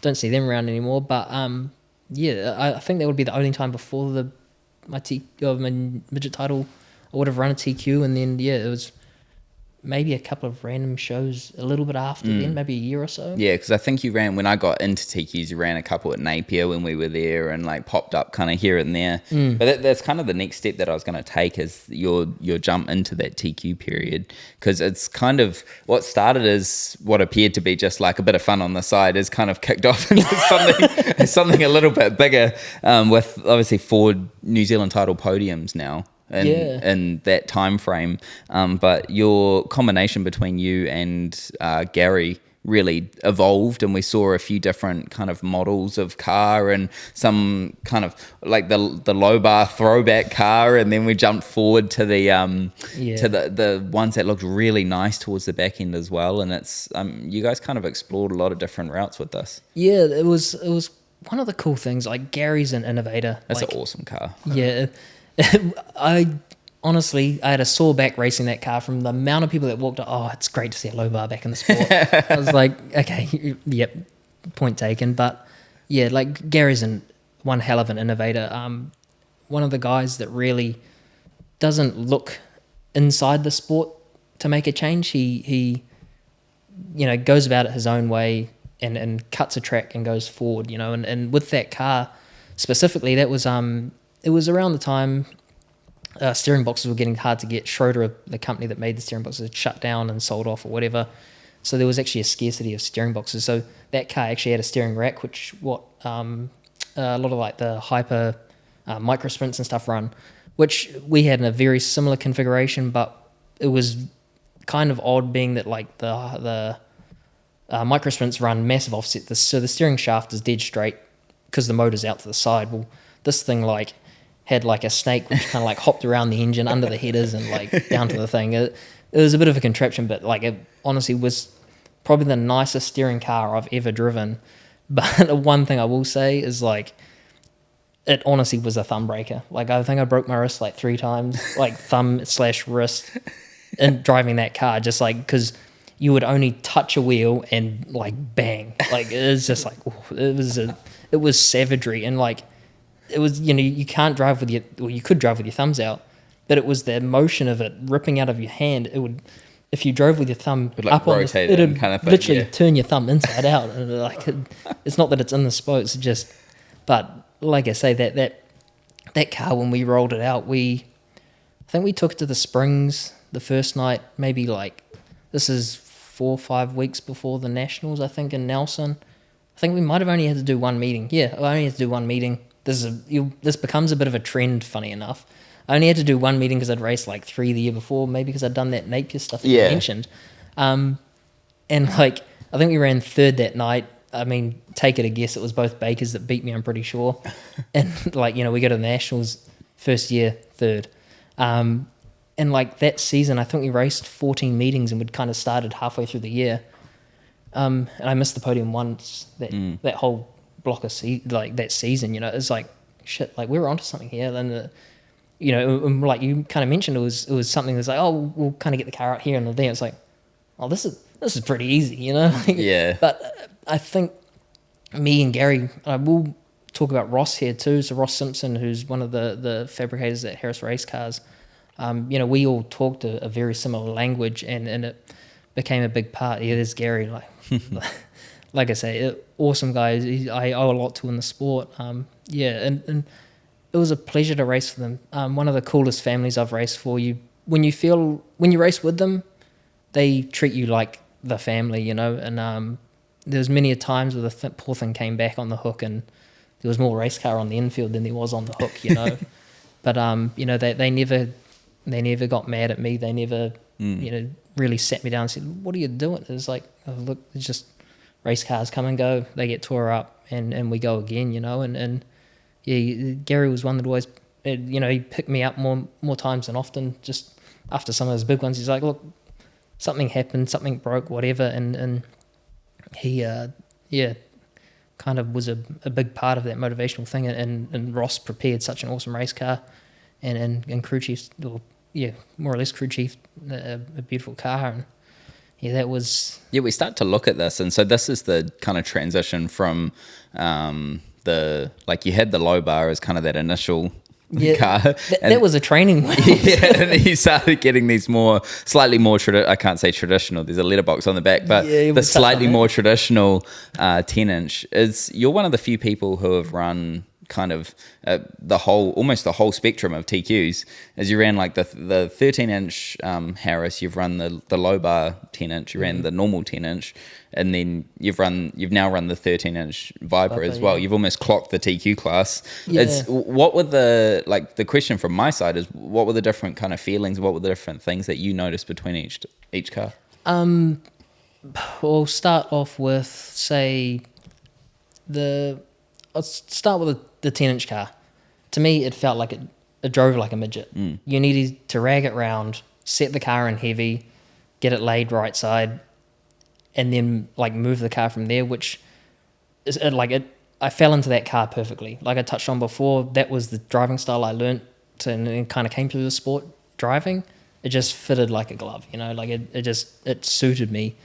Admittedly, the more we raced them, obviously probably the downside is you have to set the car in quite heavy to the way that they generate grip. You know, there's quite a taller sidewall, so you can roll the tire up a lot more, which means they have like so much more bite than like what a 13-inch car would. Just you've got more tire to wrap up, get underneath you. But then I'll flip that to like the Viper. The car sits super stable, and I mean the 10-inch car sits super stable and flat like that again as well, but you had to set the car heavy and really move the weight round and manipulate it round. I find with the Viper, like the car sits down and super like steady, but it's a car that you have to have a really fine feeling, because the car doesn't like roll, pitch, or yaw a lot. Like the car sits real. Yeah, I struggled a lot in Dana's car for exactly that. Like I just kept telling them, I was like, we need to lift it up, because I was like, I can't feel the car. Yeah, and like I'm lucky that I guess I'd kind of stumbled my way through the sport and driven so many different things through the time that I'd picked up on that it's not the car. It's just I just had to. My feeling had to be like so fine, you know. And that would be that, you know, the Viper. So like, yeah, because it doesn't like roll around a lot, I think the advantage is that the car's always so stable. So you just instantly got 2 to 3 tenths of confidence, you know. The driver can always drive harder when the thing don't want to turn over. It feels like it's glued to the ground. Well, the other thing too is that they feel like they generate a little bit more like forward bite from center off, because the car doesn't like hop out of the left side. It's kind of almost stays so level, and it can roll through the middle and off like quicker. But the flip side is 10-inch probably rolls in harder with more side bite, and if you can keep the tire rolled up, it really jumps through off the corner through the middle. But then then you flip side that again to the 13-inch Harris, which is like a super right rear dominant car. Like the thing is so stuck on the right rear. Yeah. It's a really, for me personally, it's a real uneased feeling of having the car like bit down and almost trying to like pull the left front and also like ride the left rear out. and kind of it almost like buries the right front doing that. It's never been in my style. Like I always found when I drove the 13-inch cars, not that I never drove well in them, but it didn't suit me and I couldn't drive how I preferred to. I would always find like I'd shed the car off and I'd probably like sitting more on top of the track because I'd have to like shake the car because I just didn't like the feeling of the right rear being so stuck. And I could never, the few times that like I'd driven them, like I'd driven Ben Morgan's one for a show, I want to say it was like maybe like a Ryan Stone Memorial or something. And another one was Mark Morris's car. And like, you know, I mean the Mark Morris car, I drove it for 2 nights, and one of the first night I got black flag because it had the stock breather system on it, so it like smoked out the track and they black flagged me. I think I was onto a podium run too, which is funny, much to some of the guys down there's disgust. But yeah, the next night we changed the breather hose and ran that to third, and actually it was the old cop rice machine of the Warrens. Yeah. We rolled it out of like a container, like straw and cobwebs and all sorts over it, and got it going for one night. And like I think we hired a trailer from like Hirepool and used my like uncle's like people mover van to tow it there. It's like so comical. I was obviously down there midget racing as well, so I kind of split it out and ran both cars. But I think we ran third in that too. But yeah, it's just going back to it. Like it was something I never could get the car to a position where I could get the right rear stuck but freed up so I could rotate the car around. So yeah, I felt like I'd never really extract as much speed as I needed to out of it, you know. Yeah, I mean you mentioned there your jump to when you started running the Viper as well, and that kind of started this like snowball effect of like you guys have been a force since you've made that jump as well, and it's been like narrowly missed out on a couple of titles. Like you arguably should have been, if not one or first or second at Greymouth in the Harris car. Yeah. And there was obviously that one. I think I shared that to you, Troy, as well. And I was looking through and I was just like reliving all these moments and going through. And I was like, man, it's like you start counting them up. And that was the funny part about the shirt that you guys chose to make. I thought that was awesome. Like you teed that up so well. Yeah. Because there was I don't think there's been someone other than maybe Hayden Williams who's had so many like really good opportunities that got pulled away. Like and it's been like it was so fitting that you finally did get it done, because man, there were so many that were so close. But we look if you go all the way to the bottom, Troy, there's the one on the right hand side. So the right hand side, that's the one at Greymouth, and I mean, that one, like, you come out of nowhere as well and start making them, like, almost making the middle work at Greymouth, which is impossible, pretty much. Like, I was just talking about how the 10-inch generates so much more grip, and I don't know the complex that, like, guys talk about, like, we just can't get the 10 inches hooked up in the slick. Like, tell me that is not slick. Yeah. That is daytime racing, like, burnt black. Yeah. Like, this is awesome. Man, I really enjoyed Greymouth as well. And, like, I am not driving this smooth or straight by any means. Yeah. Like, you know, and let's talk about a tough era. Jeremy Webb, honestly, he has been, you know, one hell of a fierce competitor. Someone I've got so much respect for. It's so sick, man. Like, lopping it in sideways on the right rear. Yeah. And there you go. Yeah. Broken wrist. Yeah. Broken wrist? Yeah. Really? Yeah. So, like, from that? Yeah, finished the race. And like, that's what I was saying about how touchy they were. You know, you only have to lightly rub wheels and, like, stupidly finish this. Flew back to Auckland the next day or whatever. I think it was like Monday was like a public holiday or something. And I think I'd said to Amy, I was like, man, I need to get to an A&E. Like, I was purple from like here to here. Yeah. It was, and like, I don't bruise. So it's like, when it's purple, it's like, we got problems. And like, man, just, that was that was my first time I really felt like it got away. Like the wasn't the year prior, it was I think the year before I finished 2NZ at Ruapuna, like halfway through the race. I felt like I was really starting to peg back Jeremy, like, but like that when I would come back from 2 or 3 car lengths and I was slowly pegging him in. And I think something stupid like a muffler broke off, maybe like Kimberly Yeatman's car or something like that, and was in the middle of the track or whatever. And to be fair, like, blessing somehow Jeremy ran it over, didn't break anything on his car. It then bounced up into underneath the radiator of my car and bounced out without splitting the radiator or anything either, you know? So, like, talk about two guys that, like, could have been sitting on the infield, like, but somehow we both finished with a miracle, and, like, you know, just that yellow broke the race up enough that Jeremy could extend. I couldn't get kind of like rolling again, whether that was a tyre temperature thing or something, whatever. But, yeah, I really did think that Gary Mouth one really got away, and after that, like, there was a lot of sleepless nights. Like, you sit back and you just don't know when you're going to get another one or another chance at it. And, like, it probably would have been best part of probably like 2 months, you know, of just like, man, what if? Why didn't I give him another car, like half a car, and punishing and just beating yourself up, sort of thing. Yeah. It's just mental warfare in your head, you know. But, you know, we It's funny though, because like at the time it probably felt so important that you have it on his right nerve bar, you know, and like you're like, I have to not squeeze him, but I have to be forced position. Yeah, exactly right. And then exactly what you said, you're like, why did I feel that it was so critical that I was right there? Because you look at the speed that you carry through 3 and 4 as well, and just like, I can't believe the amount of grip that you have with the angle that you have on it there as well, and just sail to his outside and then side by side out of 4. Yeah.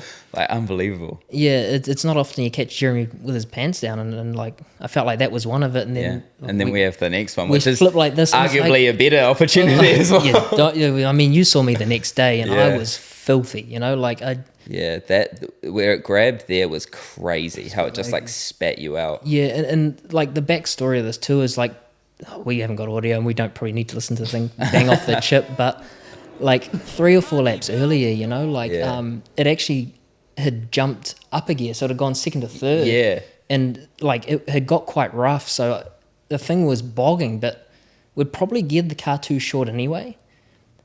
But I think that's why I actually started to pull away from Jeremy after getting by him, just, you know. But then the downturn is that, you know, I managed to pick a hole and couldn't get the wheel speed up because the thing's bogged, and you know, like this is just one of the toughest points of probably my speedway career, you know, like and through no fault of Jeremy's at all, you know, I was completely out of shape, and I just got collected, and I even said to him after the race, like, you know, this is no fault of your own, because I knew he's arguably not a popular character in the sport with some people, and he kind of rubs people the wrong way, like not physically, but, you know, just the way he is, and it's nothing to do with him. He's just a very introverted person. He's quiet and keeps to himself. But I said to him, I was like, you know, like, you've done nothing wrong there. Like, that was all me. I'm out of shape. Like, you know, it sucks, you know, not to see him go on and win that either, because I felt like he was the car to beat too. But yeah, you know, there was what have you got with chaotic New Zealand titles, by the way? Because that's another one that was just anarchy. The whole race. I think it's my style. You know, like, I just live for it. I wouldn't have it any other way, you know. But that was an awesome race. Like, even if you put the crash aside, like the way that race kept unfolding, and I think the rough almost just added another layer to it as well, where the lap cars were a little bit slower than normal, so it brought lap traffic into the conversation, and you guys were able to battle around and like create another, like, because I remember you created like almost like another half lane above him for a good chunk of time as well, and that's where you were getting your speed. And I remember watching that live and being like, this is actually, a lot of people would be like, oh, it sucks that it's rough, but I think it actually added to the value of the race in a way. Yeah, and like, we all know Miani is kind of what it's become, where the TQs can kind of get 2 or 3 lanes wide. Like, at the time, like, on a, you know, 1 or 2 nights a year, you might get 2 lanes out of it, but quite often it kind of really narrowed up, especially in a long race. It'd narrow up 1 lane, and you'd be bumper to bumper, and it'd come down to who was willing to force the issue. So it did kind of create a different race. And like, one of those crazy races, I think like Cole Morrison shot off to the lead early. He led for like 3 or 4 laps. And then he overheated or something and then pulled off. Actually, it's actually really cool. We're talking about it coming back from Rotorua the other weekend. It was me, Cole, and Ben Morrison. Actually, and much to Ben's delight, we actually sat down and listened on the car ride home to his own episodes. We put him through it, you know, bit of a laugh. But yeah, it was fun talking with Cole and Ben through some of those TQ memories, you know, and like, Cole was such an underrated TQ racer, and just like, it's not that he didn't persist at it long enough, but just, you know, he obviously had some like health issues that he had to get dealt with, and then, you know, just took a step back and kind of went to Europe and lived his life a little bit. Well, he was young, and obviously he's got a partner that, you know, went off and did their own thing. Yeah. It's almost fitting the way that you ended up winning your title as well, the way that these ones got pulled away, and then the bully goes and steals one from Lockie as well. And it's, man, it was an interesting one, like, because I was lucky enough that I got to commentate it as well. And it's, I think the cool thing, like, a lot of people get to experience racing from different sides, and commentary is one of those things that you're so engaged with what's happening. Like, it's a level of engagement that is almost on par with when you're racing. Yeah. Like, it's real weird. And it's this was one of those races that was just like, I picked up on kind of your car speed and how you were kind of getting your momentum up quite early, and I was like, that's interesting. Like, we'll keep an eye on that one. And I was just jumping back and forth on the laps, like, just consistently being like, man, he's getting a little bit closer and a little bit closer, and it just kept evolving as it was going. One of the things I want to talk about first is I thought it was so badass, the confidence that you had pre-race. In the interview where they asked, and you were like, it was pretty much like I don't give a shit, I'm going forward type thing. And I thought that was so sick when I had, because obviously we have the headphones on, we can hear all the audio and stuff. I thought it was awesome, like, starting the event like that. Like, obviously, like you said, I'm not on the front row.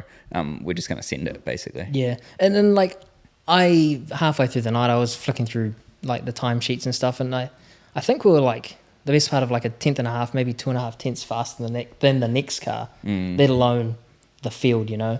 So I knew I had so much speed on every run, which is like ironic when we get the grid sheet. Like, dare I say it, my biggest concern was actually Scott Baker off the front row. Yeah. And I touch on that with him running the Harris 10-inch car, like, and I know how much grip they can generate. And like, Scott is such a, like, just a wily old fox, man. Like, he knows every trick how to place a car. And he doesn't make mistakes. That's the Baker's, like, MO, is they don't make mistakes. So how do you beat someone in a juke when you're relying on a mistake? You don't. You have to outrace them. You know, through, I guess, an unfortunate incident, like, he got, like, fenced in the first corner, you know, like, I don't prey on people's demise, but I was actually surprised. Like, I actually fanned off the throttle because I thought he was somewhere into the cemetery. So I was like, there's a yellow, surely fan the throttle and drop 3 or 4 spots.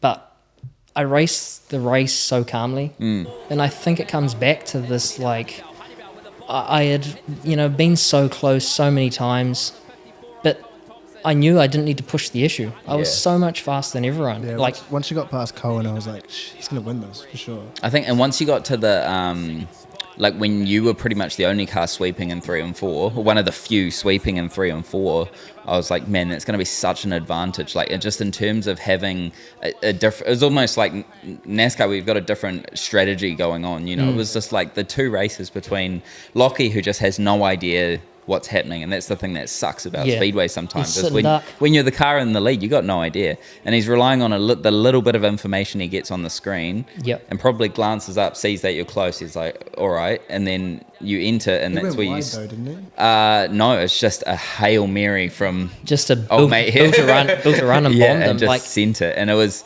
like probably the perfect timing as well, where you had enough time where he couldn't cross over as well. Like, you get to the inside here, and the bomb was just short enough as well that he turns down and into the slick, and he's just sitting in that awkward space. It was so well crafted. And the other thing that I picked up on as well that I love, but it was I said it afterwards, I was like, that was pretty much a 10 out of 10 drive from you. Yeah. And it's so rare that you see something so good. The only thing that made it a little bit less is all the drama and stuff that happens in just a moment. But like even the decision to go back to the top and just like, you weren't worried about covering a return slider, you weren't worried about anything. It was just like, keep the momentum up and just carry on. I mean, they don't put rear view mirrors in the car for a good reason. Yeah. So they don't look backwards, you know? You've got to go out all attack. Yeah. And like... see it how you want. Yeah. The way I saw that is, you know... Nah, mate, relegation. Yeah, hey, there was 1,000 other people that wanted to see me burn as well, but yeah, they still do. What is your, like, when you... So, obviously, you get... I always talk about this in terms of you always get two experiences of an accident like that. Yeah, like two I've sides of had, the story. and I've had so many where I've done something in the car and I've been like, there's no way that was my fault, and then I watch the footage and I'm like, geez, like that was bad. Like you have the time to go and apologize. What did this feel like in the car, and then when you watch it back, what is it? What do you look at there as well? Honestly, I didn't realize I was like 10 miles an hour faster than they were. Like I for a start, I was just trying to I was hoping to slide Sean and just roll the bottom and kind of stick it and just then hopefully drag race the number 9 car down the straighter, which I knew I'd blow on by a couple of miles an hour and just move on, But I didn't realize how slow they were going through the corners, Like I got it in, and they were kind of running 1.5 lanes up. Yeah. And then I don't know whether it's when he saw me show the nose, maybe he thought it was Sean and tried to close it off, and it's at that point you see my car kind of jack sideways quite a lot, and it's because I've mowed the brakes as hard as I could, because I'm either going to climb through his cockpit or touch the brake and hopefully survive, and hate it or love it. Many hate it. To be honest, everyone hates it. The call went my way. Did you start getting stressed with how long we were under yellow? Nah. Yeah, you were confident. More stressful after waiting for the decision. Oh, I just wanted to have a full fat Coke, man. And just live it up. For me, I was on the initial, it looked really bad on the initial in terms of because you arrive and then he's just boing and goes around. And so I was and then they took so long under yellow. I was well, they have to be making the decision, and it's not looking good. The longer that we stay under yellow, the more it's likely that something's going to happen, and then they were just lights out, and I was okay, I guess we're going green. Yeah, that was probably the best 2 words I've ever heard was lights out. But I'm really confused from the even from just a fan perspective, what the conversation would have been for it to take so long as well. If there was debate and people disagreeing in the box or what, because obviously I've never been in the box with officials. I've obviously been in trouble in the box with the officials, but I've never been in there when they've been making that decision. Yeah. But I've seen it at even at Bay Park and stuff, and sometimes they can't agree on something. And I was wondering if that was what was happening here, because it took forever, man. You guys probably did 15 laps under yellow. It's a tough one, because I wonder whether their decision, it's the benefit of the doubt, right? NRL use, if you can't prove within good reason, they're not, it's not in doubt, So I guess I don't know how they work it, but say if there's 3 people and one of the 3 disagrees, then maybe they go and play on. Yes, they could always penalise me after the race, which obviously kind of played out, but it got tried to be played out, but Man, Lockie found some speed in that last lap. Yeah, I mean, I'll be completely honest. I raced it 7 tenths. Yeah, for sure. I 3/4 covered the line. I knew that if I opened myself up enough, it would open a bomb. Yeah. I only need to kind of run it in as shallow as I needed to. But it was one of those things. I'd already won the race. I just need to finish it this time. Yeah. And that's where I was at Miani.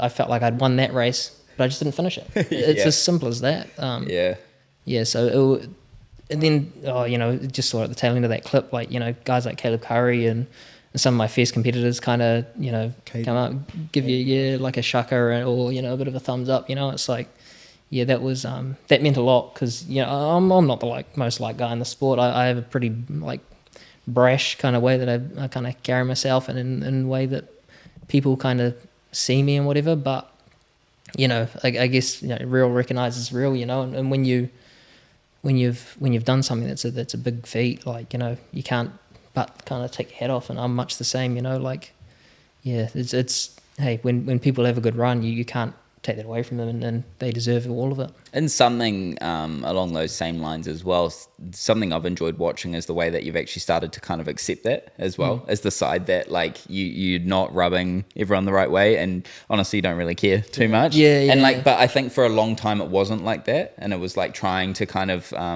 like not do the right thing, but you know what I mean, like trying to put up that not the brave face. I don't even know what the right language is. You know, set an image. Yeah, you are. Not being a jackass. In a way, but I think there's almost value in leaning into what you've done, and it's like Verstappen.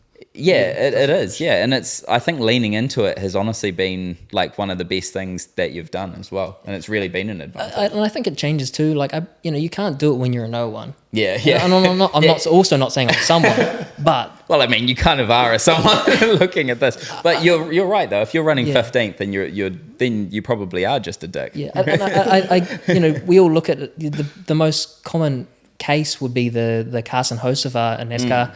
To the Kyle Busch of the M&M's era, just passed away, but like some absolute media gold that's come out through that. But like even David Gravel, right? Yeah, like just you've got to just wear if you are fine with wearing the black cape or the black hat, just roll with it, man. Like you'll gain more fans from being hated than you will from being liked, and like it's just if you'll never be liked if you're kind of the black hat guy. It doesn't matter how much you try to turn kind of baby face from heel, you'll never I think that around. Reitzel did a good job. Like the amount of times he'd win and then people would be booing him and he'd just be like the same way Kyle Busch would, you know, and he'd just be crying. He's like, if you don't like it, like that's one of my favorite quotes ever. He's like, if you don't like that, don't even watch. Well, like we went to one of the Bristol night races and like they're doing driver introductions and this, that, the other.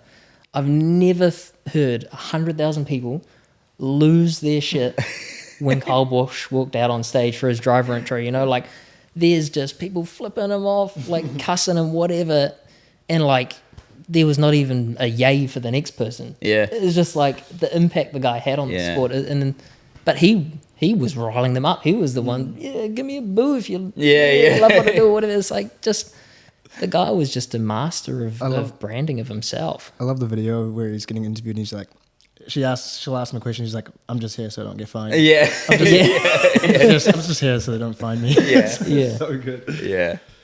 I just pulled this one up because this is one of my favorite videos from, like, at Speedway from last season. Just the passion and how like stoked you are. It's so good. Yeah. And I mean, this isn't just like a winning the title celebration. Like this is the have lost 2, probably should have had 4. Like it's one of those ones where it's like this kind of heavy thing sitting on the top. It's Kate in there, Yeah. Humble. Finally, like you say, finally. Yeah. It like, don't get me wrong. This sport owes me nothing. Yeah. And I'll tell everyone that the sport owes you nothing. Regan Tyler, awesome, good friend. Yeah, like just.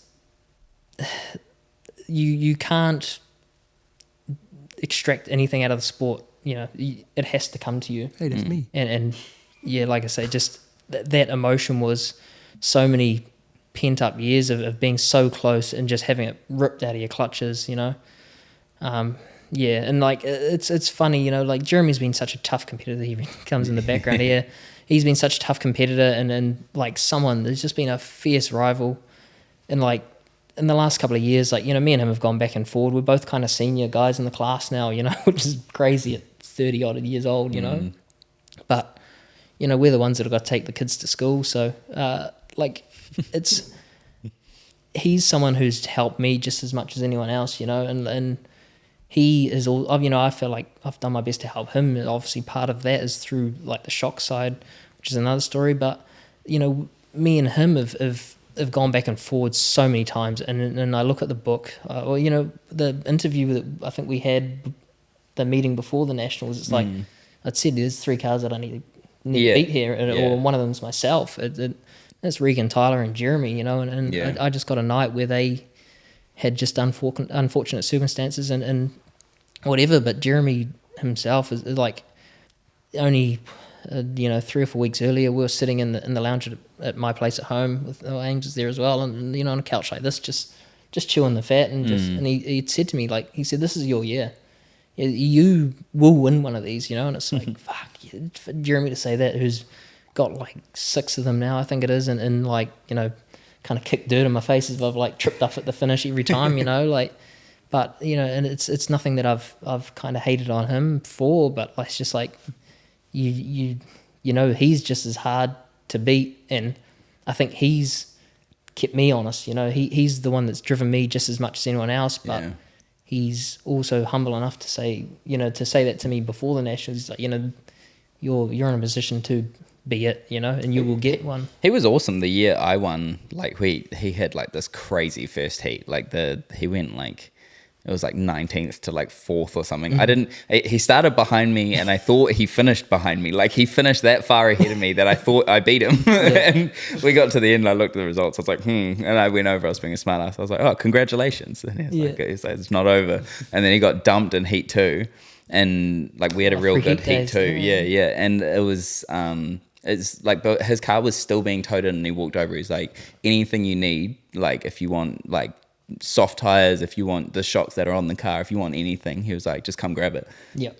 And that was like his detour off the track, like came past our trailer, told me that, and then went back to his trailer. It's just, he's such a good guy, man. Yeah, and like I say, like we were obviously two rivals on the opposite side of the sport. Like, and I would say in the first, 3 or 4 years of racing, like me and him didn't really cross paths. Like, if we walk past, oh hey man, how's it? Like, there's nothing more than that. And it's hard when you're kind of racing each other so hard at that time. But the more and more we raced together, I think we both realized that, we're racing each other and we're like not talking to each other and being fierce competitors is not going to make anything better. Like, well, it's not going to change anything either. And we're both that kind of a people that like you walk away after the racing and it's like, whatever, like he's a bit like me where he doesn't demand like a shiny image of himself publicly or anything. He wants to be himself. And the people that know that, the people that he helps know about it, like you mentioned, but he also doesn't publicly flaunt how much he helps people behind the scenes. And that's, I think, like a humble way that like people forget about how much he's done for the sport and fostering the sport, like the TQ, especially in that South Island region, so it's a tough one when you've got someone like that around in the sport for so long who's just dominated. It's a bit like the midget deal, with in the last like 20 years, I think Michael's won 10 of them, Brad's got 2 of them, and like 4 or 5 have gone overseas, so it only leaves 3 others. I think it's like me, Hodgie, Hayden, and that's about it. But Jeremy almost won one. He almost, not almost, but in that Huntley title. Yeah, he was the pole shuffle away. That was crazy. I had him pinned to win, and then I think he blew a rocker or something. Something. Just like, and then it's something Jeremy doesn't get credit for is how good of a driver is. Like I've never seen someone have more bad luck in a midget. It's unbelievable the bad luck he's had. But I tell you what, I've never seen someone with so much good luck in a TQ. And not to take it away from him, but man, like if there's somehow he's dragged something across the finish line, it's been him. Like you can't have them both. You made reference there to kind of helping guys in the sport, and I thought we'd kind of jump back in time a little bit to the HRD side, and you starting kind of having your own, almost like a shock system or your shock support system that you've had going on. What was your decision to actually go down that route? Because that was kind of a market it was quite random in New Zealand. Like you had kind of some, like you had like BSL looking after X and Justin and Tim, and now you've kind of announced yourself, and you've got some super successful people and got so many wins on the board in just a short amount of time. It's an interesting thing. So like what people don't know is that started off the year it was like 2014, 15 or 2015, 16. So it was the year I won the title. At the time BSL was having a bit of a change. They had gone from running or doing factory cane to ARS. I think maybe it might have been about the time that you'd started hopped in or whatever, and Glenn had kind of started to take over as team manager. And they'd pivoted to ARS, and which left a hole in the market because I think at the time Justin was still doing CSI and Tim was doing CSI as well. So left a hole with factory cane. So I was doing like my own stuff, and in all fairness, there was only like 3 or 4 others I was really helping, which was like pretty quiet and on the side. Probably wasn't until like 2018, 2019, I'd really like started to like put in and push it a bit more. And I'd expanded by then to having like 2 or 3 customers out to like 10, then out to 15, 20 odd or whatever. And it really... What number are you at now? It varies, like everyone, it goes in waves. Like, you start winning and everyone goes to your stuff, you start winning too much, everyone goes away. I'm not a mathematician, but anyway, it goes in waves. So like, I could probably tell you, I've probably sold, I don't know, anywhere between 30 and 40 sets of shocks. Yeah. In that sets, so it's like 4 shocks each kind of thing. Yeah. Around the country, different nooks and crannies of the sport. But yeah, like it became something with.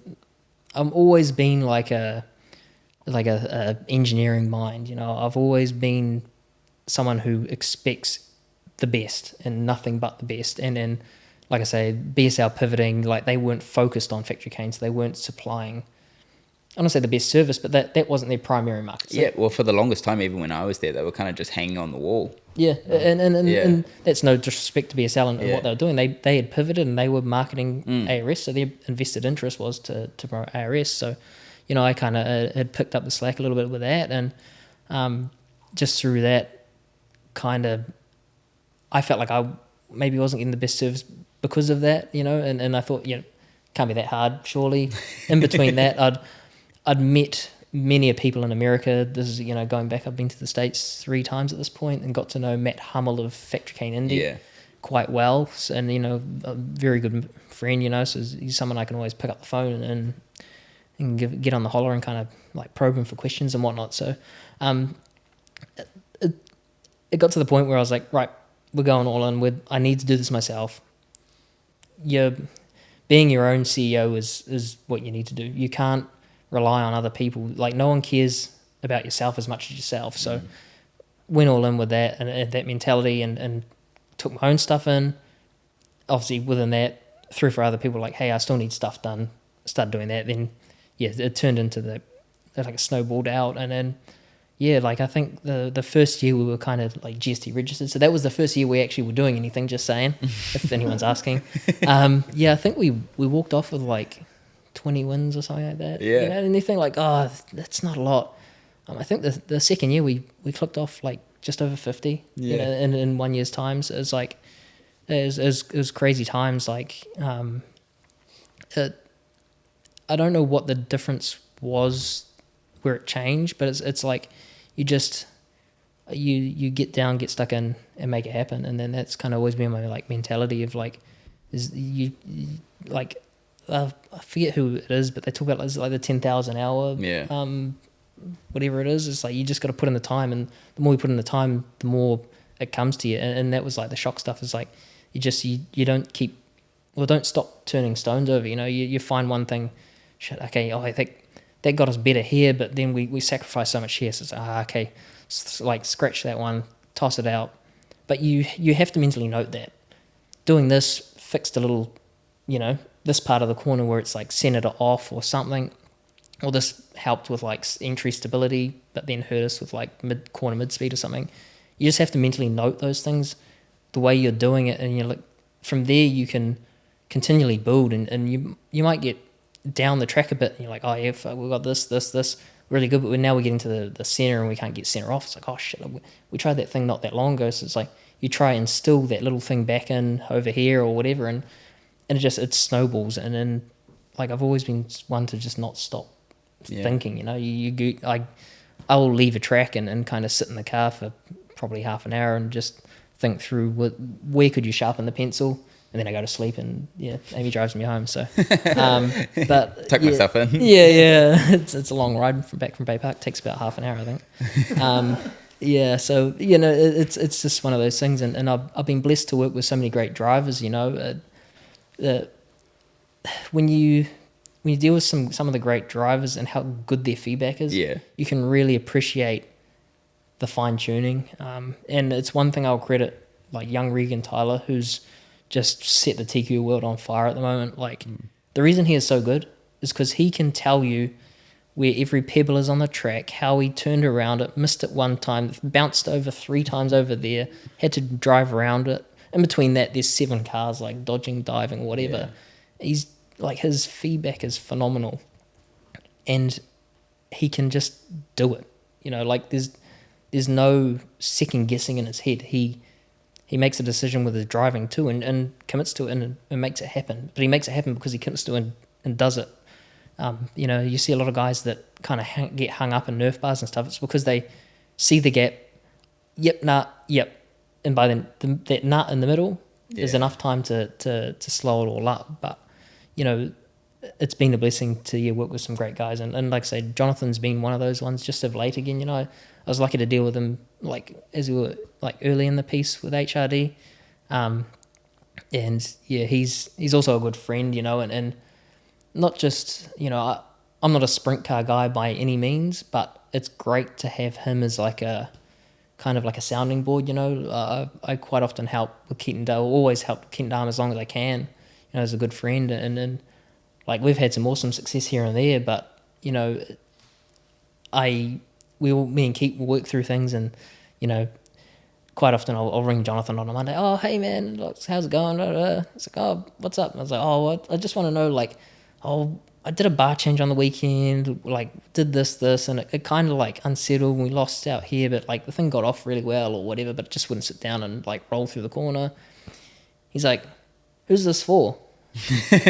And I was like, oh, it's for myself. Or, I'm mentally trying to like paint the picture of what I've done wrong or what I could have done to fill the void, and he's, oh, okay, well, here's what you do with this and that, and he's got many terms that he'll use. There's a bar gets you in, turns get you off, or it is, I can't remember, so it's vice versa. But he's just a guy who's done so much racing that he'll tell you 1,000 things, and you just like, yep, like you couldn't write it fast enough, and then it's so great to have that to be able to pull from, because the more you pull from that, everything's like a gold nugget. It's like, oh shit, okay, we could have had like more tire pressure or had the wheel out instead, but then like soften the bar, or like it's just, there's 1,000 things you could have done, but you also need to keep it simple. So it's I've been lucky to have that company, or HRD, the company, as an information pool. And like we go back to only running one meeting before the Nationals this year with the TQ. Like I'd run one meeting because I'd every meeting I'm on the phone to either Corey, which is Regan's brother, who kind of crew chiefs the car and oversees it all, or talking to Regan, like, oh, what do you guys do this week? Like, what was the track like? Did you only win by 8 seconds? What are you doing? Yeah. Like, had it off time. Yeah, it's like I'd done so much racing without actually having to do any racing, like, and I'd even with that too, I know they run a bit of like a parallel street to me. They don't run down the same street, but we kind of have two different avenues that we kind of... Is that driver preference? Or?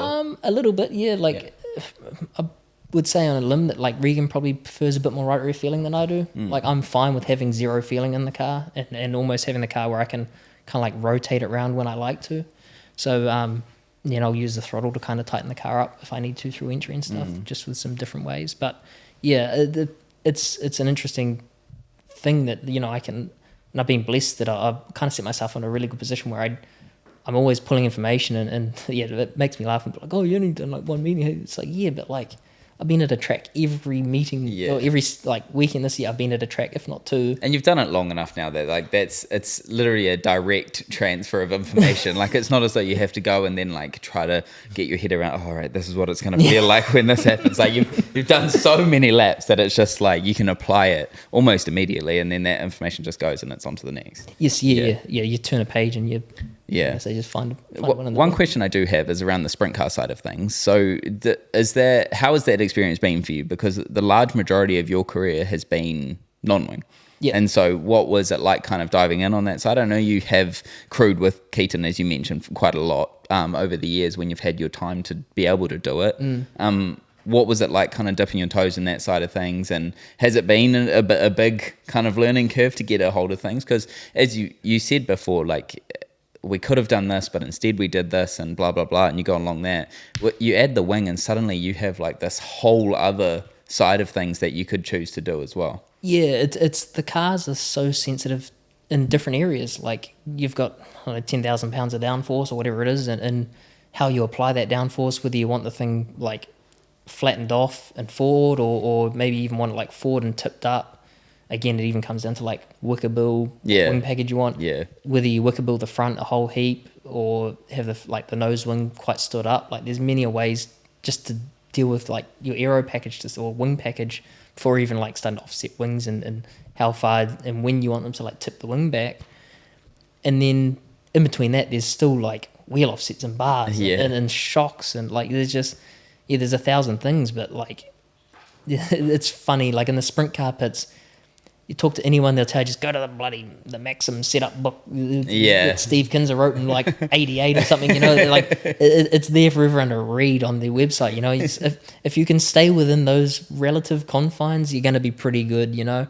But again, it comes down to driver feeling too. Like I know that, again, we talk about driver feeling, like Keaton likes the car super stuck in the right rear and to where he has to like shear it off to rotate it.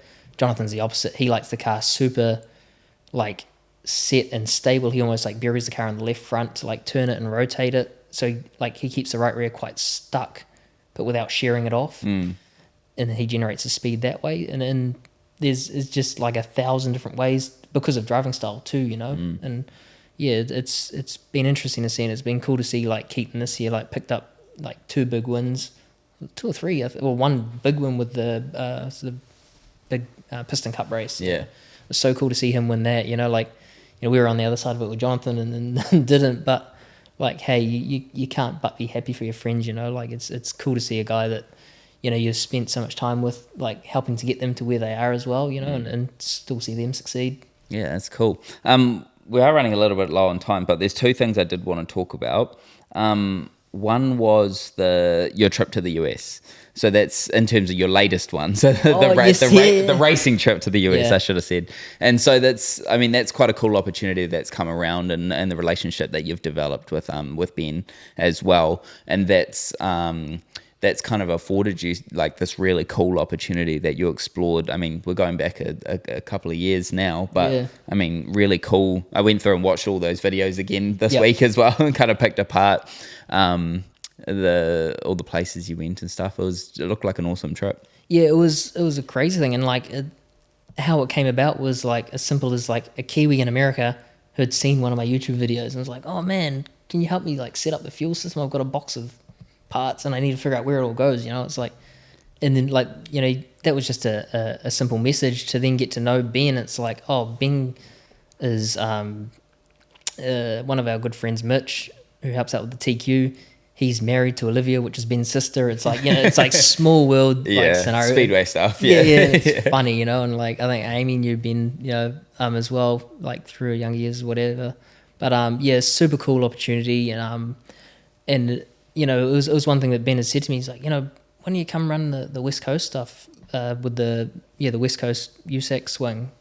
It's like, shit, like that'd be a pretty cool opportunity. And like me and Amy had looked into like running like either a Chili Bowl and Midget Week like many years earlier, and kind of like, oh, that's pretty expensive. Yeah, and it was like, it's a big value. The crazy thing was, it really wasn't that expensive. It was like $5,000 or something to run with like Clausen Marshall at the time. Like this is like not that long ago, and it's like now it's like you wouldn't find like the Zero car for $5,000. But anyways, to get over that, and we're like super grateful for the support we got out of it, you know. Like a lot of the West Coast guys kind of pitched in to help make it happen, you know. Like Kiwi is funny enough, another Kiwi who lives over there and then fields the 5X. I think there's a Western Flyer Express car on the West Coast. Like he'd kind of done a bit to like help Ben out, you know, get him into the sport and everything. And then the 14 cars, Matt Streeter, sorry. He had helped like get some of the gear from Ben's place to us, because we were in Esslinger, which was Chino, I think. Chino? I can't remember. Anyway. We're in California, but it turns out it's a pretty big place. So they're obviously separate sides, and help get it over, because Ben's in Reno, which is Nevada. And so like a lot of guys kind of dug in to help make it happen too. And obviously big Esslinger down the side of the car too, which they were an integral part. Like we were going to take my own personal BB7 over, and like Brian, being such a stand-up guy, was like, hey, there's no point shipping your one over. Like we've got one here that we could get together for you to run. And like I say, that was a blessing, you know. And Brian's been awesome to me over the time too with Esslinger. Obviously giving us a shop to work out for the week or so too. So Yeah, it was a crazy time and like a lifelong dream, like, when we got the one, and the midget, it was like, shit, like it'd be cool to like be able to take this somewhere. But like at that time, like I never felt like I was like properly ready, like racing at a proper like national level. But then, time gets on and I look back and there was probably like a patch, probably, I don't know, maybe like 2018, maybe 2019. I was probably at my best then, but then like it's around when time gets a bit foggy with COVID and everything else. Yeah. And like it screwed the world for a good best part of a couple of years. Yeah. So it like made it pretty hard. And just got afforded the opportunity to do something. We kind of like, if we don't do this, I probably never will again. So it was, if we were to do it again, like, I wouldn't change it for what it was, but if we did it again, like there's always things you'd do and change. But yeah, like I said, it's an experience I'll never like look back on and say, no, we shouldn't have done it. That's for sure. Yeah, no, I mean, you got to race at some of the kind of iconic California tracks as well, and I mean, you got the true California experience as well, with a few of them being super heavy as well. Super wet and tacky. Yeah, no, it's like California's, and I fully understand why California kids are just bullets when they come out. Yeah, like because they are used to running like just so fast. Flat on like tacked up bull rings, big cushion, like little speed bowls at most places. Like Merced was just absolute crazy. Like the old Bakersfield has now shifted, but again, like it's funny because you think, oh, America's tracks are massive. This that. It's like, man, like I feel like Bakersfield was like smaller than Huntley, and people go, oh, it looks so big. It's like, might do on the camera footage, but like it's seriously quite, it's a little bit wider than, definitely wider than the likes of Huntley. But, it's a good raceable width, but it's not long, And it was a crazy experience, and I think I came back so much stronger and like as a racer, like smarter. Like I was gutted that we never quite made a feature. Like that, we were running nearly in the transfer spot at Bakersfield, and then had like an issue, and had to pull a car in. So it's like gutted that we couldn't have done it then. Like there would have been like cool, because you always say like it'd be just to run a USAC features like the be all and end all, but like shit, we turned up there and there's 40 cars most nights, and it's like, and it's not 40 cars of just anything. It's like it's 20 of USAC's best that will only travel because they're the best. It's just the key, like Keith Coons, the RMS guys, like you name it, they were there. Plus the 20 or so West Coasters that are... And when it's the California swing at the end of the year as well, you get all sorts of others who show up as well, because there's not much other racing happening at that point. So they just like pull the midget out and they're there. I mean, Corey Day was there pretty much most nights. Yeah, Willie Kane I think Carson often runs the Western swing as well. Yeah, they were there in the Sean Dyson cars. Yeah. Spencer Basin was there as well. Yeah. That's awesome, man. It's such a cool experience. One of the other things I wanted to touch on as well is obviously a time that you and I shared a little bit together as well at BSL.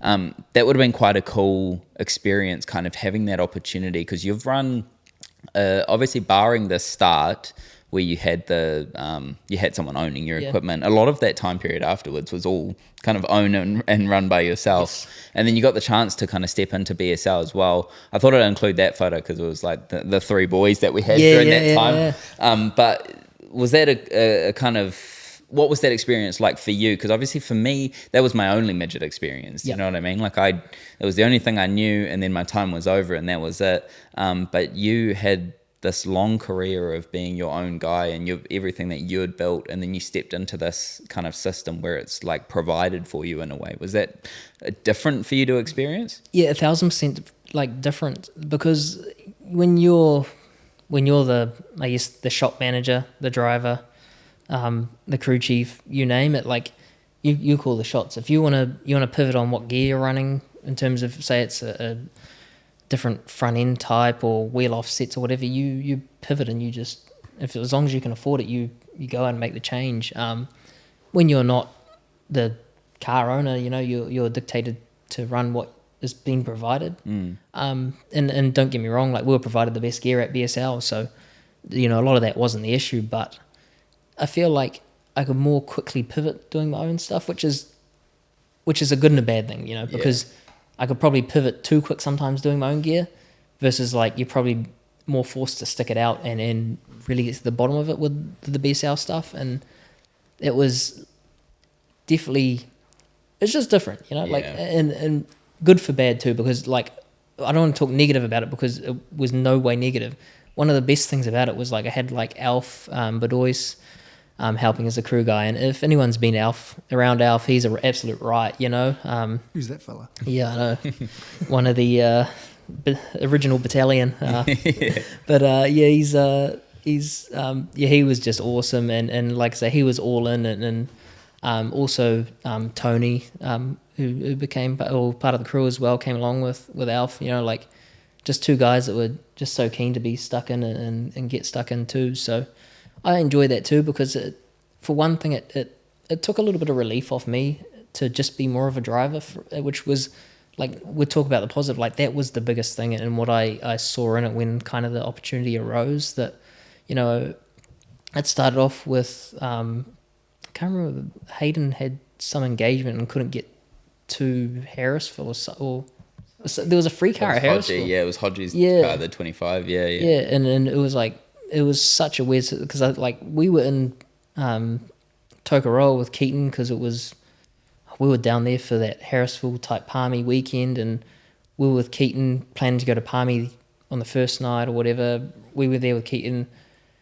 Well, I think we were there for 2 nights at Palmy. Then for whatever reason, before we left for Palmy, I think Calvin said like, shit, for whatever reason, I think Aaron, if it was Aaron, I don't know why he couldn't get there or something. Yeah, I'm not sure. It's a fucking cool photo from that race though. It's like front wheels up, and like the sun's hitting it perfectly, dude. It's such a nice shot. And you know, it was just like how that opportunity. And like, I think Jaden ended up bringing my gear bag from home, because we'd left with no gear bag, because I wasn't planning on racing. I needed 916s and a zoo school. That was my gear bag for the weekend. But and like I hopped in that, and it was just like, man, I've been doing it so hard by myself. Like, I was lucky that Calvin kind of more or less crew chief the car, and Dwayne Hickman, like another great friend, and you know, one NZ mini sprint driver.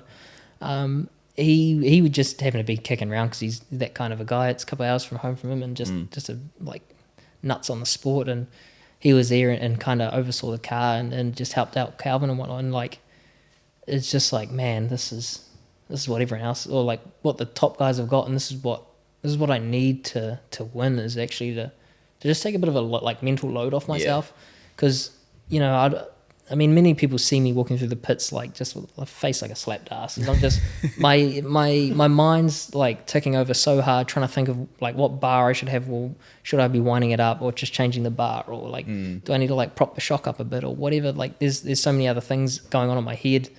I kind of like run out of capacity just for socialization. But and you know, to have that offer and then run so well, and like honestly, we talk about races that got away. Like this one, another one just shits me. Like I'd passed Brad twice.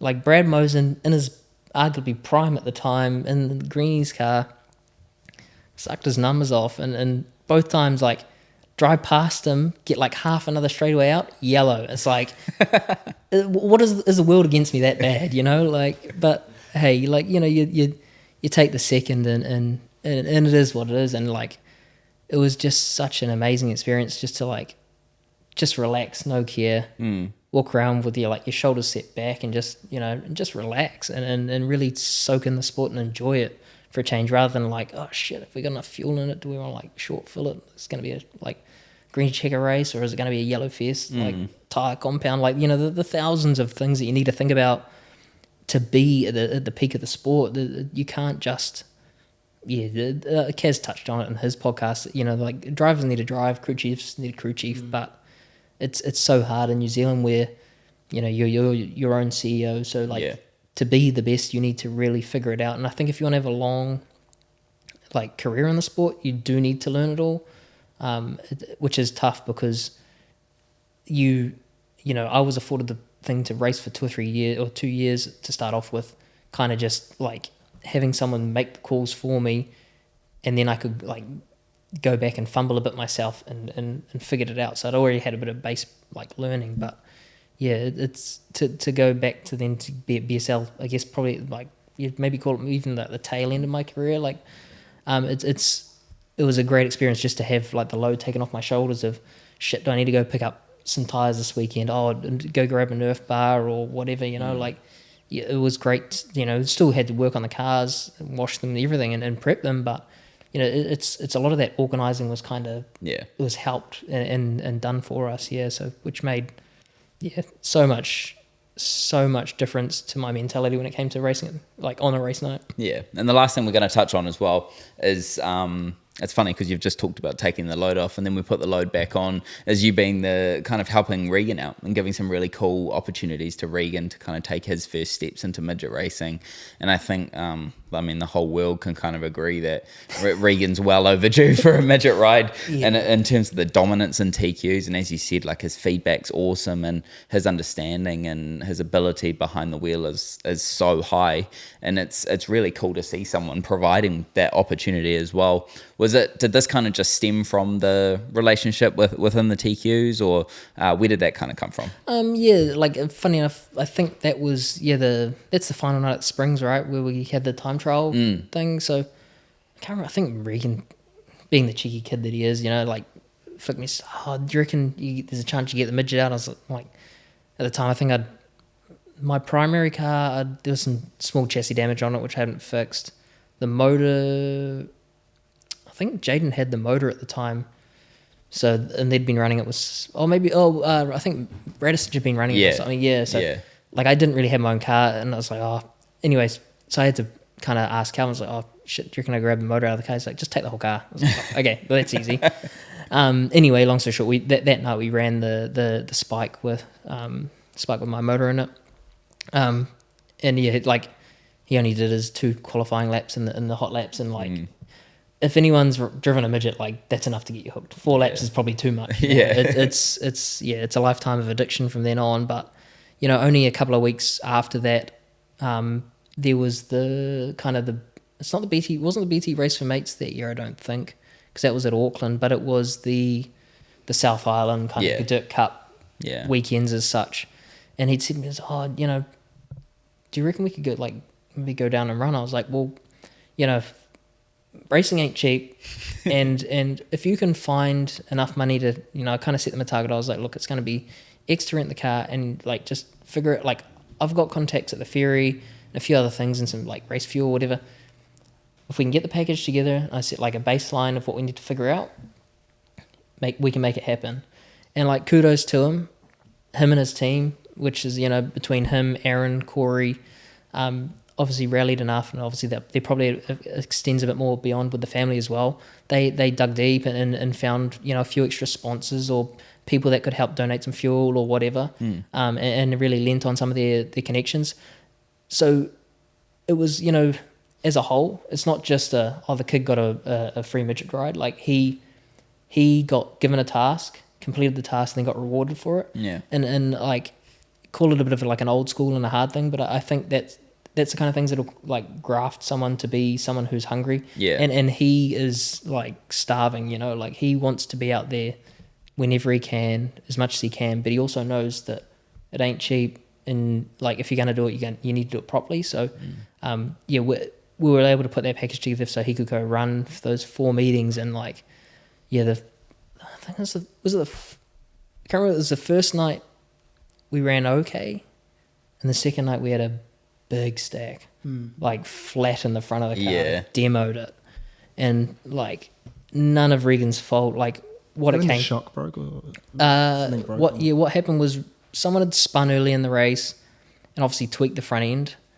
and going into turn 1, it actually snapped the front axle. Like, I know you guys had some at BSL, like, quite similar to Guptill's crash. Yeah, or there was a similar crash, yes, but I maybe one of Williams like broke 5 front ends in like 3 meetings or something. It was like, it was just bad chromoly or something. Yeah, but it had been like tweaked and then just clean snapped. Like, it actually, instead of bending back, it actually like broke up and fired off, and then like took a hell of a lick. And like, kudos to him, like, he just took it in a stride, like, and I'd said to him, like, I'm not mad, dude. Like, there's nothing you have done here that's wrong. You've driven the piss out of it all night. Like, you're driving from the back to the front. I think he got up to fourth. You know, it was going to be his first time to get on the podium, I think, because he was looking like he was hunting for third quite easily. Anyway, it ended up in tears. So we were lucky that I think that was like the Saturday meeting. We didn't race again until like Thursday or something. Yeah. So it afforded me enough time to go find a car and add it in a paddock and kind of chop it and make 2 out of 1. So we did that, got it going for the next weekend, or Thursday I think it was, yeah. And I think we ran third and then second, I think it was. Yeah. Like to Jeremy. Jeremy swept the weekend inadvertently. So, you know, like we were in with a shot definitely on the last night to beat Jeremy, but it just laid rubber. And Jeremy being so smart with that kind of stuff, he ran at the 8/10 that he needed to and just kind of didn't push it in the rubber and just kept it in the train tracks, you know. And he Regan got to his bumper, but just couldn't do anything, you know. And kudos to Regan too for not trying to force an error and trying to win cleanly. Yeah, no, that's awesome, man. It's hard. We've spoken about that in a few of the podcasts and saying that how there's a lot of the TQ guys who are probably ready for that next step, but it's just so hard to find that step to actually, or the opportunity to get in.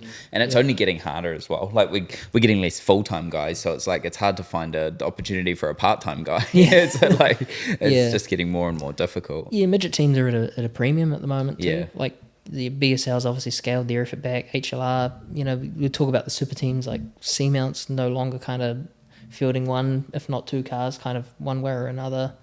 And, you know, Greeny, I don't know what his plans are, but like it seems like his time in the sport's not going to be forever as well. You know, he's obviously very successful businessman, but, you know, I'm sure he'd love to be at a beach, like drinking beers on, you know, in the sunset, kind of enjoying his like lifestyle he's kind of earned as well, you know. So it's quite crazy when you think of like if you go back to the era that I was racing and you go BSL, we had 4, sometimes 5 cars.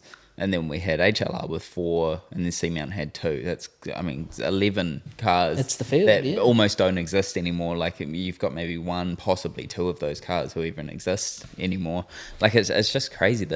And it was inevitable, right? Like when you go back 10 years, and even then, Bill was old, Brett's old. You know, they're all guys who have had 50 years in the sport. It's not like you said about Greenies, they're not going to be there forever, so it's going to be really interesting to see kind of what those next steps are. And I don't mean this term like in a disrespectful way, but they're old money, you know. They've guys that have built successful businesses, and their pleasure has been speedway, and you know, unfortunately we haven't had, you know, you'll never have more jumping in than you have leaving at one time, you know. So, and that's tough, but you always hope that just through the years, you know, every second or third year, there might be someone else who, like, puts an effort together and maybe races for 2 or 3 years themselves, and then realise, hey, I'm not up to it. Still love speedway, and afford that to a younger guy, you know. And you know, I'm been a bit lucky with that, with like the TQ stuff, you know, that you know, with Chris Lane owning the TQ, he's a guy who's, you know, he's for, you know, where he is in life, he's relatively young, and he's afforded this himself quite a nice lifestyle, and to have a couple of cars to kind of go racing when he wants to, how he wants to. And he's not set on kind of taking on the national series or nothing, but he just likes to have like a skid when he can, you know, and he also wants to run well, which is why the cars are so nice. But you know, it's a shame that, you know, the economic time's so tough at the moment. We've been through, you know, a decade of just like, every time it feels like the economy's going to kind of like turn around and settle out, it just takes like this massive dive. You know, this fuel crisis that we're in right now is very much the thing that's kind of like just killed the sport again. You know, I really thought like, hey, like, not the season coming, the season coming, like, yeah, this is going to be the one that's kind of like going to be the revival. Like, I know I'm planning on kind of getting the midget out again, so it'd be like another car. I'm not saying that's going to revive the field, but, you know, I know that there's been a few people that... One car's a lot at the moment. So as a percentage, it probably is. When you're doing any numbers. And hey, I know there's other cars that, you know, after the whole kind of like more or less springs in its last meeting, I know people have been a bit disgruntled, but and kind of just lost the love for the sport. But, you know, with 21 Speedway opening up just recently, like, I really do hope that kind of holds enough nostalgia for some of those like people that cling on to the like Western Springs, that that can be their fill, still, and can kind of get them either out back in racing, just even if it is just at 21, and if they get out and racing at 21, there's a chance that, oh shit, we've got some spare tyres and some spare gas, we'll go run at Waikaraka or go up to go down to the Mount, sorry. But again, that just might just be one more car that's out on track here nor there, and then suddenly we've got 16 to 18 cars again. But we're really on the tipping point right now. We've kind of got 12 to 15 most nights, which is good, but it looks poor. Yeah, it's just not enough to fill out fields, because like you split them up for heat racings and there's like 6 cars in a heat, which really kind of hurts, and you don't really want to run all in heats because it is carnage. But then it's like, well, what's best for the sport? Well, like, crashing cars isn't good for the sport, but a bad spectacle's no better, because no one wants to watch, 6 cars, and when like you got the likes of like a Michael or Brad, like more or less with 6 cars, they're gonna run to the front, win both heats, and it doesn't create like something. Yeah, it's a weird time, man. So one of the questions that I kind of ask everyone at the end is what's next. So what do the next few years look like for Peter Hunnibell? Like the big plan is this coming season is to one, get the TQ out and get on the road. I obviously need to sit down with the car and Chris and just nut out that he's happy for me to kind of run a handful more meetings this year. But like I say, that's the plan, to get that kind of out on show for a change. So we'll try to hit a lot of those early meetings, kind of I call it like pre the original old Springs opening, because Springs would kind of open early November. There'd be 4 to 6 weeks before that where there'd be... Yeah, especially TQs. They do quite a bit of racing. Miani opening, Kiki, Huntley, you smash out quite a few. So I would try hit a few of them, fingers crossed, all going well. And then the plan is to kind of maybe get like a 10 to 12 midget show kind of together and maybe look to, obviously, I haven't quite decided just yet, but like would like to get to Nelson with a midget. It's a place that I love as a midget track. You stole a win from me. Don't think I forgot about that. No, it's like... That was an awesome race, man. It's like... That was one of those races where it's like... that was premium dirt racing in my mind, where it's like the track actually moves around a little bit and you have to go searching, and it was so badass. And the worst part about it is like there's not one video of it anyway. No. The only video I have is from Jared, and it's just you and me going, and that's it. Like it's I know. I'd kill to have footage of that. Like I know that one of the speedway media companies had put something together at the time, but it's more or less like a B-roll type thing. It's not so much the whole race. Good luck finding that now as well. It's been a while now. and it's an awesome place for midget racing. I know they've had some like different like surfaces going as of late, and it, like a few guys complained that the TQ title like a couple of years ago it got like quite black and rubbery, but it's like if you do go searching, there is something there. You just can't expect it to be as like plain and simple. But like the flip side was the TQ Grand Prix that we had there. There's like a ramp jump in the fucking straightaway. It's so funny. Like it's like watching sheep jump over a fence. It's so crazy. But like anything, I know they had a heap of rain for that TQ meeting, so it's like, what do you do? It's just it's speedway and the weather. They're two things that just don't iron out. So the big plan will be to try to get the midget out as much as I can. 10 to 12 meetings, which would include hopefully a trip to Nelson. TQ, try to get it out early in the year. How much I will do with that, I'm undecided. Will I go defend the title? Undecided. I kind of joked on, I think Jeremy put up a post or something not that long ago, and I joked to him, I was like, do we team up Regan and go for 6 in a row? Like, so, you could see me just there trying to nail a title down for Regan. He's someone who deserves one, and, the sport owes no one like anything, but he's someone who's earned the stripes, and it'd be a shame to see him leave the class and not have one. I know Ryan Baker is another guy that like I highly rate, like should have had one as well, if not a couple.